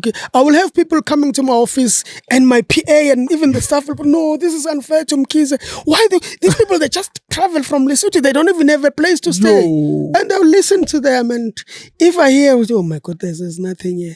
I'll give them money for food and transport. Go back home. Yeah. It might not be your time yet. If you really believe you have it, go and work harder. Let's put it on record that I didn't get money for time. You were going to Pretoria. And food. I needed money for transport and food. So tell me about the music.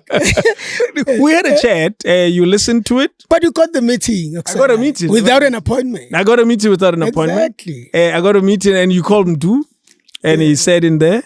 I remember, I think he was traveling somewhere with the wife to some, some foreign country. Yeah. And he said, no, come here, let's listen to this. And he put it in there. And he listened and listened. I said, is that the only one? Oh, yeah. There it starts there. If it's not. Is that the only one? I said, yeah. Huh. Entwani sana fana ne pop, ne? Marux ukhona upop already. Sesinayo upop. Yeah. So yapala ntwana kanjani? I had nothing. That was it. If you didn't like that was gone. No born. Sizokuphelela. No manje. You saved me, man. I should still wait for the call. Yes. You saved me. And because I followed my dream and my passion, which was radio. It was radio. Yeah. Exactly. You saved me. Years later, you know what I mean? Doing things. Interesting. Maybe 5-6 years. No. 3-4 years later, I was already at Metro. Yeah. So it wasn't so. And when you called me again, I came. No, I said, you aren't coming for an interview. You came. Exactly. And I know I told you this. Like that. I know I told you this story probably 3-4 years ago, but it stayed with me for a long time.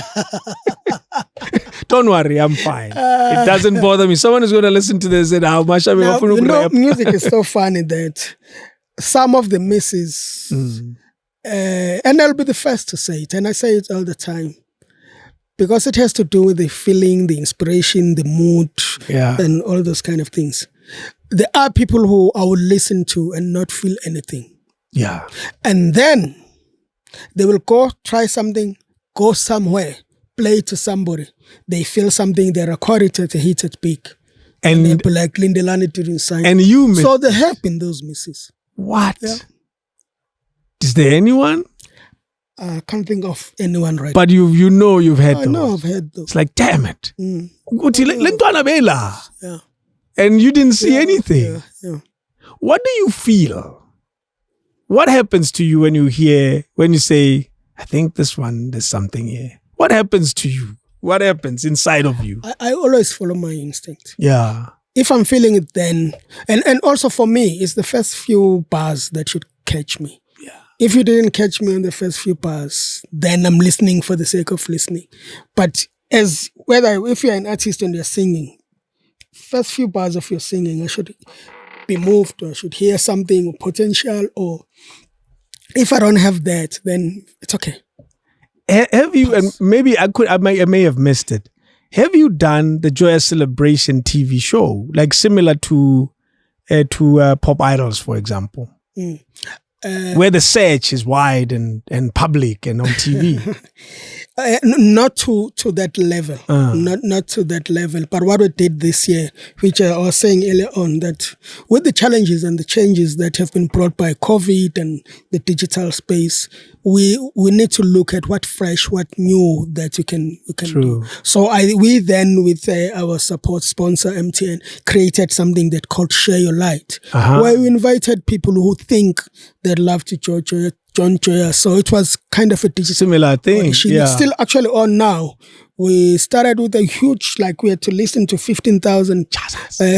I can only imagine. It's a lot. Managed to shortlist it to 25.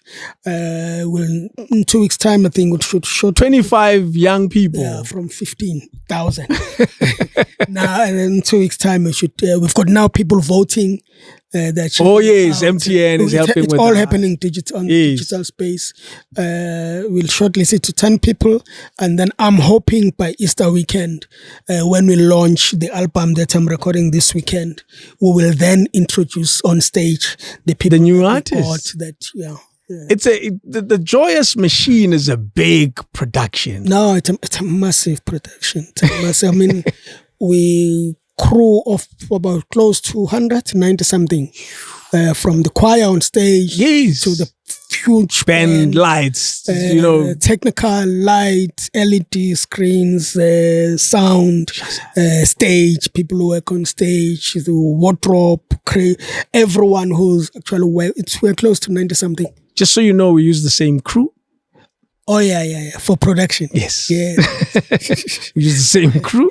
I'm very much aware. When we do this, it was a staging done by the same guys. Yeah. Hey, I love them. They're great. Oh, no, they're awesome. They do an amazing job. And they will tell you that, Joyous trains them. No. That's why when they deliver everything, they really do represent. Mina, if ngikuma ngezulu ngibathole bavutile. Ngibathole ba-rate. I know.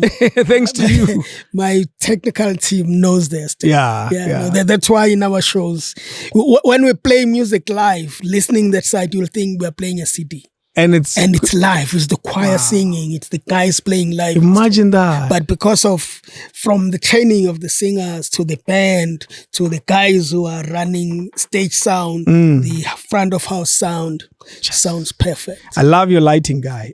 Oh yeah. Yeah. So there's a lot of work, man, and I'm really privileged to have met them.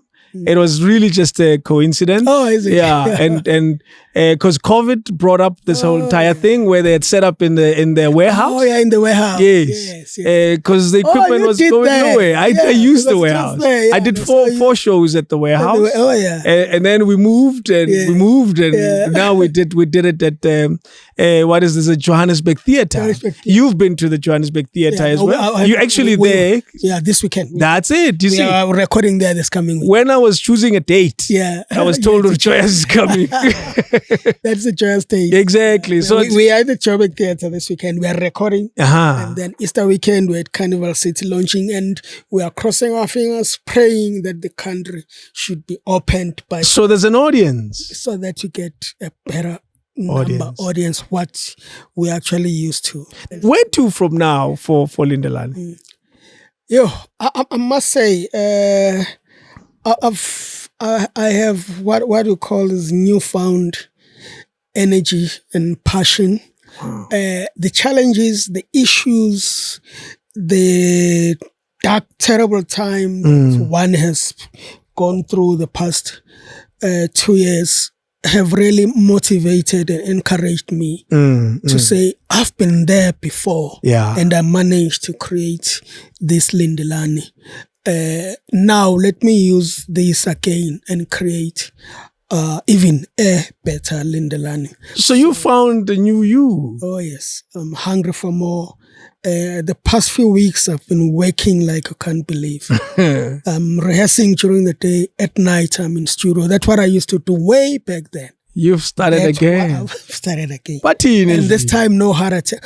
Oh, I'm so lucky. I'm so grateful that I have a wife, a woman, a family, kids who are very supportive of who I am. They know that is where I find my joy. Yeah. That is where I find peace, and they let me be me. Yeah. While I'm also trying to make sure that their time is also important. Of course, yeah. So you put them in the back of your mind. You don't completely forget. Yeah. It's I'm even oozing ideas, things that I really want to do and create, because there's a lot missing in our creative industry. Yeah. There's a lot missing. There's a lot that needs to be done. And I'm also looking for partners who are also as hungry as me. Yes. Who will say, let's go. Let's do this. So some of your ideas, call me. Let's do them together. Let's do them together. I'm ready. And I love working. Yes. I love working. Give me a challenge. I love to see it taking shape to becoming something that everyone will be like, how did you guys think of this? Which is why Joyous Celebration remains one of those like, how the hell? Yeah. And it worked so well. Oh, yeah. I mean, every time you release an album, people will be like, you guys outdid yourself. There's no way you will do more than this. And then you do the following year comes again. You did it again. How did you think of this? We'll love and enjoy that. Yeah. You are now on Joyous what? What is this year's? I'm recording Joyous 26. Jesus. Do you think there'll be a time where you'll say, we're done now? I don't know. The thought hasn't crossed your mind. No, it hasn't crossed my mind, and it's not up to me. Yeah. It's not up to me. As long as people are still receiving it, people are loving it, people are asking for it, I will keep going. It also keeps me going. That's true. Was there ever a moment where you looked at it and there were disagreements in the partnership? Always. Really? Remember, it's not just music. Yeah. It's music, but it's business at the same time. Yeah. So in business, there will always be disagreements. What is important is that how do you handle them? How do you deal with them? And you're able to, because you guys have been partners for a long time. It's tiring. Is it? Are you buddies? You don't have to be. No, we were buddies. We used to be very, very close buddies. But life calls, and them focusing on church, me focusing in business, them focusing even on their business. That's businesses. So you meet. So we drift apart, but the purpose is still there for Joyous. The core is still the same. The core is still the same. We're doing this together. Yeah. We're doing this. Is it an equal partnership? It's an equal partnership, yes. Yeah. Who gets the extra 1%? I need 33. We've never even thought about that. We've never even spoken about that. There's 3 and then we nearly one. Never saw it that way. Wow. I don't know. I have to check. Do you know the interesting thing, talking to you, one learns very quickly that passion is important for you. The drive will always be there. Yeah. I think you'll be the you'll always want to do something. But he's back again. Yeah. Was there ever a time when there was a drop in your hunger? When you or let me rephrase it, because I think I had suffered the same challenge. When you felt you've ticked enough boxes. Yes. Tell me about that time. Interestingly, that time happened when I was still running Sony. Mm-hmm. And we had success everywhere, in every area. That's a long time ago. The market share was up there, and I really felt I've done it all. I've reached the ceiling. And then when I looked at it, actually, I've reached the ceiling and I've done it all, but this is not my entity. Sony is not mine. It's not yours. Yes, that's when I decided Let me get out of here. I had not planned anything. I just decided, let me get out of Sony. I'll find myself there. Yeah. If I'd managed to create a Sony and made an international company which was not known in South Africa be number one in the music space, I can be able to do it for myself now in my own space. So when I left Sony, I just decided, you know what, let me go and find myself. Was it a sad departure from their side? Was it not? How much do you want? It did get to that. But what kind of disturbed that was that there was serious restructuring in the international side of things. Okay. And when I started saying I'm out, I was not aware that Sony is about to restructure internationally. So when I presented it to my bosses, they then told me that, actually, we are.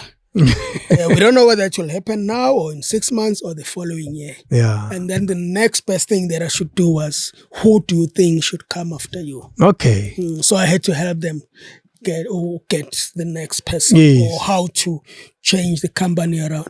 But I left when they were also looking to change things around. So my timing has always been good in all these things. I don't know how.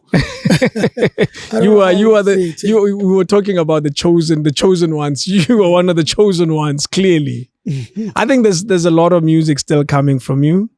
But I think if you watch the documentary Quincy Jones on Netflix, he has these moments in his lives where he says now it's time for something new, and that new became the politics of the music.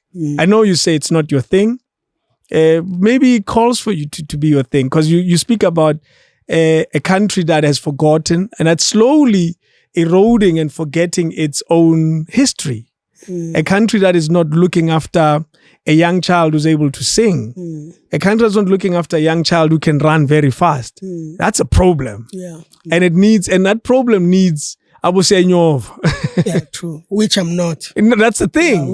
But at the same time, when we're actually talking about that, I've been doing an introspection and asking myself a lot of questions. Lindelani, off late, you are recognized as this, you are given this. Why you at this point in time?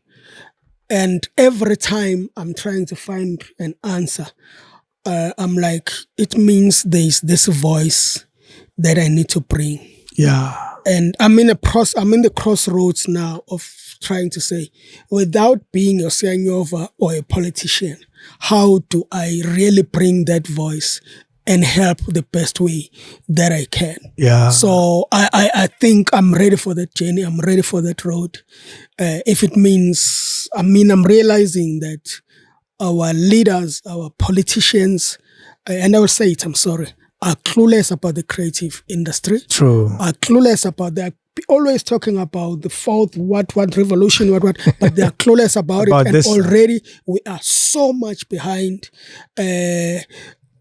When COVID started, everyone was like, no, artists are complaining that they must stream their music or they must stream shows. And now streaming had no money. Streaming has How do you live? How do you live on streaming? Days? Actually, when you then stream a show, we are making more money for telcos. That's because people have to buy data to stream, to watch you performing, and you get nothing from the data that they bought. Nothing. You see, so it things that we need to teach our government, that you closed us, we can't perform, but you're saying we must adapt to the new changes. How do you adapt when you have made data so impossible to get? In Nigeria, an artist can start recording or releasing an album today. Tomorrow he's got 1 million followers because data is cheap. Yeah, so they can pay for his music because they're not paying for the data, or they're not paying more. And that's one of the reasons Nigeria has actually overtaken us. So if they need to open the waves and all of those kind of things to make, there's a new policy that they've been working on the digital space.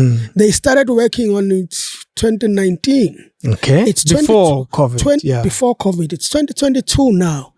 things have changed. That time we were downloading. We're no longer downloading. We are streaming. We are now moving into something else now. Because things on technology change and move like that. Yeah. By the time they sign it, it will be a useless policy because it won't mean anything. We won't be using music or playing. You find that we take long to conclude such things. And then it means nothing in the end. It means nothing at the end. Wow. The red tapes that are there make it even difficult for even now the business people who understand the business of music. Because artists just want to sing, just want to perform, and then they make a living. Yes. They need people who understand the business of music to make them work, make them do what they are doing, so that then they make more money. Wow. Maybe it's time. Maybe Lindelani the politician. Oh my God. Not quite. No, not quite. Because I realize, and you said it well, that maybe you shouldn't present it like a politician. Present it very differently, because you're not a politician. No, I'm not. You have no political aspirations of any kind. You just want to continue to make music. But maybe there's value in a voice that helps others. Because one thing that I've picked up, it's the same with us as radio presenters. There's no collective bargaining. We are not together. No. If low utoli pancha. We drive past. You see what I mean? We were having a chat with Papa G here about Isitingo and when Generations was going through challenges. And he made it very clear that it was their problem, not ours. Yes, we were not affected by that. But in hindsight, when we look back, we should have. Yeah. But because there's no... I remember President Jacob Zuma called musicians once to Sandton Convention Center and they said, the problem with you is that you're not together, you're not united. You're not. There's no formation. So there's no way your voice will be loud enough if there's only one of you who's talking. And therein lies the problem. But music is able to create very famous people. And very famous people, their voices get listened to. At least, Natim Tatuzo Chico, Tutin, Lindelani. Asimamel. You see, that's where we are.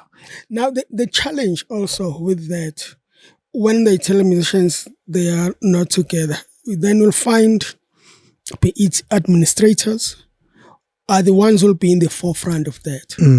Already there are a lot of these music organizations. Yeah. But when we check who's part of that, it's people who've never heard of, people who don't know. It's not real musicians who are there saying they represent musicians. And then when they get to sit with the Natim Tetra, they are talking about themselves, how they will fill their pockets while saying they are representing musicians. Yeah. So the challenges keep on evolving. There's a new one every day. There's a new one every day.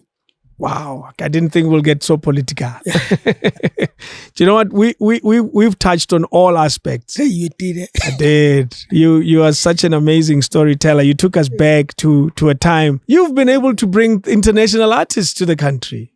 Oh, yeah. So you played some form of a promoter role at some point. Yeah, and interestingly with me, it's people that I meet, I get to have relationships and befriend, and then I'm like, when are you coming to South Africa? South Africa would love to have you. And then I arrange that they come and they perform. I mean, the list, I'm so privileged that I have a very good relationship with Bishop T.D. Jakes. So, jeez. Yeah. I think Kek is one of them. Kek is, he actually calls me Kek and now I call him Lindelani. Wow, because you kind of play a similar role. Yeah. Kek is one of them. He said when he sees me on stage, he sees himself. Wow. He's one of them. A lot of top international producers in the US. We are quite close. We are friends. And when actually COVID started, we were planning of bringing them one by one to the country and do workshops and master classes with music, because South Africa is one of the countries where gospel music is ahead, is more a commercial genre. In the US, gospel is not a commercial genre. It's a struggling genre. It's very struggling in the US. It's very struggling in the US, but South Africa, it very much so. They were ready to impart, come down here, but I guess it can still happen. And they're also aware that their music here is big. They are aware. Yeah. Talking about that, I mean, there was a time when I would laugh about this. You'll go to the US and to watch, I must know, this big South African or American R&B, but when he comes here, he fills the dome, he fills up. Jeez. When he performs in the US, it's a club, a pub, a lounge. Let me tell you, we can mention one. Like, and I mention it very carefully because I know very little. Yeah. Anthony Hamilton is big in South Africa. He's bigger in South Africa than he is in the US. Don't worry, because I'm aware. And I'll tell you, I don't think he'll take it badly if he ever watches this because he has a documentary about it. Mm-hmm. Where not necessarily about it, but where you see that, geez, man, we love him more than Americans. No, at all, especially mostly the R&B ones. That's it. Your Joes, they're surprised when, this guy is performing. And even then, that Sunday gig, you could see that it was a struggle to actually get to perform here. Jeez. But he comes here. Oh, wow. The arena in Pretoria fills up 2 nights in a row. Yes. We love the music, love the music, yeah. And they'll tell you, it's South Africa where people will sing along line by line and scream on top of their voices. And that's why they love it here. I remember Kenny Latimore has been here many, many times. Every time I play a song, I'll make a joke that in Mpumalanga. Because he's been here so many times. You see, I first brought Kenny here. Yes. And he met a lot of people. And when he realized that it's like I'm too busy for him, then those people started bringing him. And I was laughed at him like, every weekend we're here. You go to South Africa as if you're going to the mall. He's even done a wedding. Yes. He's even done a wedding in South Africa. That's how many times he's been here. Wow. Yes, we truly love. But he's a good man at heart. I mean, he loves visiting people in their homes. They will come to my house. My wife will cook him stew, South African curry, and he enjoys those kinds of He's things. That kind of guy. Oh, yeah, no, he's that kind of guy. Yeah. Amazing. You know, your network is incredible. We look forward to an even bigger projects with you. We look forward to you taking these young stars to the States because it means something to them. Yeah, no. And I guess they don't realize that there's probably a bigger market in South Africa than in America. Than in America. Yes. And they should carry on. Yeah. Do you consider yourself a legend? And this is a question I ask often. Sure. There are people who I consider legends and I respect. I look up to them. And when I see myself, I'm not even close to them. Really? Some of the names I was mentioning here. Yeah. Your Hot Sticks, your K-Fas. I mean, every time I see that man, I'm like, oh, wow. I mean, others are not even musicians. They're writers and Domandlovu. I look at those people. Oh, by the way, he's scheduled to sit on that chair soon. Oh, is it? Yes. Oh, man. Those people, I'm like, oh, wow. Every time it does something, I'm like, how do you think of this, Doma? You see, that kind of, so I really don't think I'm yet to be called a legend. Yes, I might be on my way there. And I really still believe I still have a lot to do. And every day I'm reminded. I was rehearsing today and I was reminded that I still have a lot to do. What was By the way, Joyous 26. I listen to gospel music. I'm like, gospel music is the same now. It sounds the same. And I was like, let me be a guinea pig. Woo. There's sounds and songs that you listen to and you're like, what was this man thinking? So there's a very different take on gospel with Joyous 26. Oh, no. Others, gospel fans might hate me because they'll be like, what is it doing? Or they might But in 6 months, they'll be like, you know what? This is the way. That's what will happen. You look like you're still a child inside. You still get fascinated. You're still in awe. It's like, whoa, we got a new toy. I do. When I make music, I do. I get crazy. Is everybody in support of this new approach, if I'll call it? The young producers that I brought in that I'm working with, there are others I've been grooming, others have been producers for some time, and they were like, you know what, we are onto something. Let's go for this. Do you want to give us a clue? Of the idea. Yeah. Where is the direction? Is it younger? Is the sound younger? Actually, that's some of the things you'll be saying. This old man, how does he think of things that young people are thinking of? The sound, some of the sound is very young, but the old sound, I've made it even more older. You see, with Joyous, I use it to go into a musical kaleidoscope, a musical journey. Mm-hmm. I will go deep into the Eastern Cape and say, how do the old grannies, what will they like when they hear this kind of a thing, and dig that in. But I also have a young person listening to this. So what can I add to this so that they will both enjoy it the same way?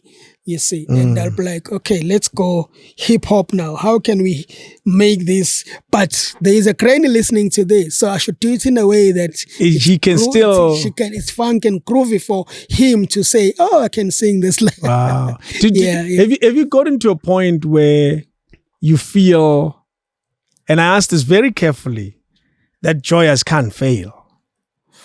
It's good when Joyous fail because that's what makes it better. Yeah. So yes, you don't feel like it's like he's a span Joyous. No, I don't feel that. I don't feel that. Like now, I know that a lot of people will hate this. Immediately when they hear it for the first time. Yes, exactly. That's when they hear it for the first time. When they hear it because they're used to. We did this last year. And they're expecting us to be on that same team. So when they don't get what they expect, they won't be happy. Yeah. But the very same people, in 3, 4, 5 months' time, they'll be like, there's something in this song. And you've seen this before. That's why at the end of the year, when they among the top 5 streamed artists, Joyous will be there. In there. Exactly. Because you've seen this before. Oh, yeah. Where we're not sure. No, and then suddenly you hear them singing along with it.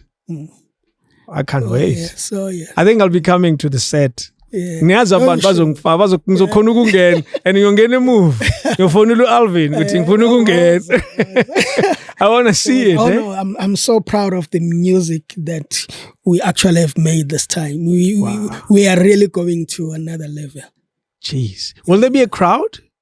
Yeah, there'll be a small crowd on Saturday. There'll be a small crowd. We're going to enjoy it together. It's a journey, man. It's a nice journey through South Africa. And sometimes going to... I had a chance. My friend was getting married in the US and he's from New Orleans. And they were playing this sound, marching in the... Yes, that's what they do. I was blown away. There's a song there. Inspired by that. It was inspired by that. They do that. They do this where they're wearing the same, almost like these trumpeters. Yes. Yeah. Wow, man. And some of it's like, the doo-wop sound. Yes. But I'm doing it the gospel way.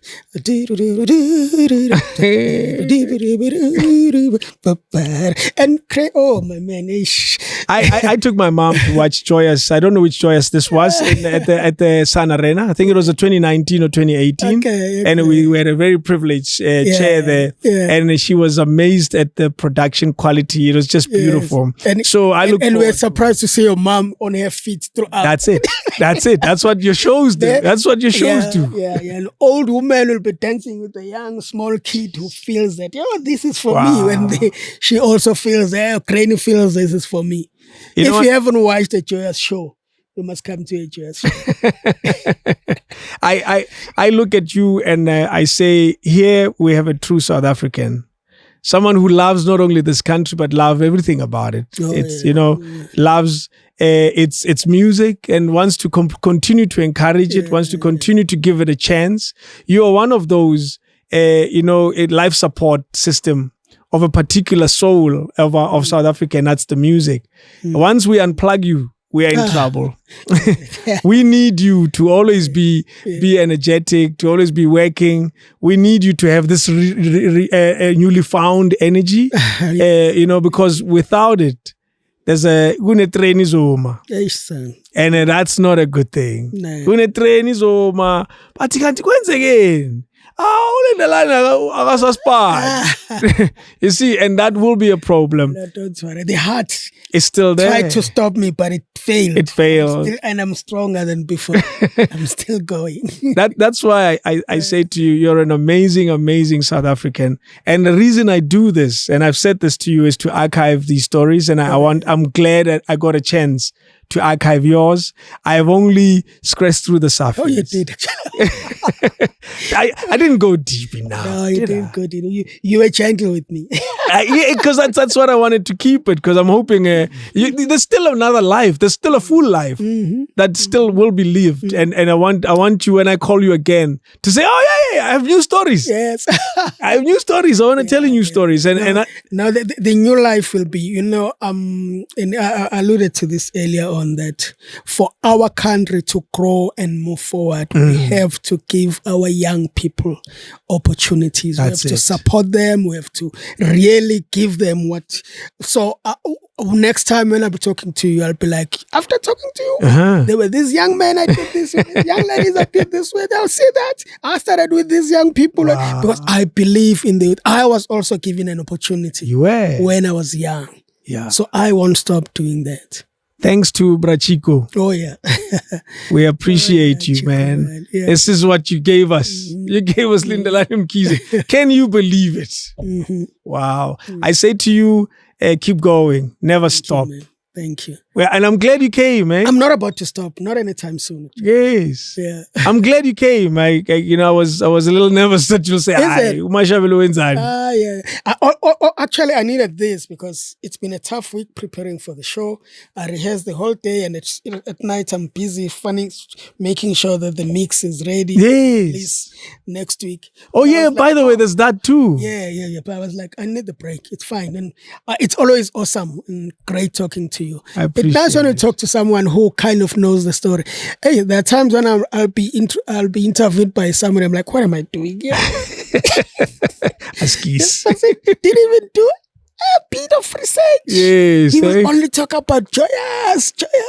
And so, Joyous, what happened? I guess they don't know, eh? No, what a shame they don't know. I must admit, I've been very lucky. I think God has blessed me to be at certain places in my life, and I didn't know that I will need the stories much later on in my life, and I was just passing by, even the people who helped me get a meeting with you, these are boys I grew up with in Mamelodi. Oh, is it? And they were living in Joburg already, in Braamfontein. Okay. And they knew that I had this passion. I wanted to sing. I wanted to hook you up. Yeah, I'll say, well, we'll see. I think we know Lindelani. We'll try, And the meeting happened, and such an unlikely thing, and they went on to become tax accountants and carried on with their lives, and it's such an interesting thing how our lives just meets up in this way. Who would have known the day you came bringing a cassette, Yaga Oscar? One day 20, how many years? 29 years ago, we'll be talking about it again, eh? I appreciate you. South Africans appreciate you. South Africans say to you, through me, we love you. We want you to keep going. Yeah. No, also, my man, thanks to you. I mean, the platform, bringing our legends, bringing in people who inspire us.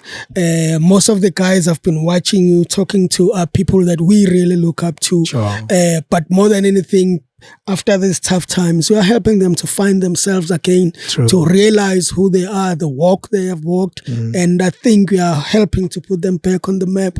But we are proud of you for really taking our very own South African legends and giving that platform. Thank you very much. May God pour and pour and pour more I receive. I really pray God's favor upon you. Thank you so much. I wish one day soon we'll get a chance and give Babu Tapelo Komu a studio with certain artists. Oh yes. And say to him, that will be awesome. We'll see you in a few days.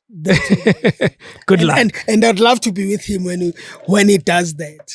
Because we do have some nice magic when we're together. I am a fan I loved what he's done with so many projects. When he did Simpiwe Dana's project, I could not believe my eyes. No, you're telling me that he's worked on certain projects that I wasn't even aware that he contributed to. And I say, what in the world is this man? And he's so humble. He doesn't even realize what he's done. I know he's very humble. To him, it's nothing. Oh, yes. Before we leave, the music done by Stimela, what do you call it? Is it not Afro soul? Because that's African. It's not jazz. It's not. That's why. But it's our South African soulful music. Yeah. That's why then I put it under Afro soul. No one has been able to replicate it. No.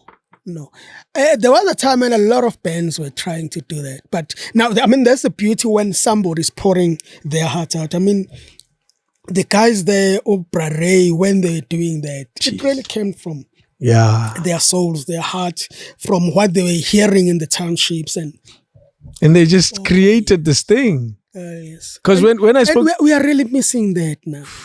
We are missing those kind of things. When I spoke to Tapelo Khomeini, he said, I wasn't even part of the first band. No, he came later on. Later on, yeah. Yes. And he says he looked up to them as well. They were looking to make hits. They were looking to make good music, and that's what they did.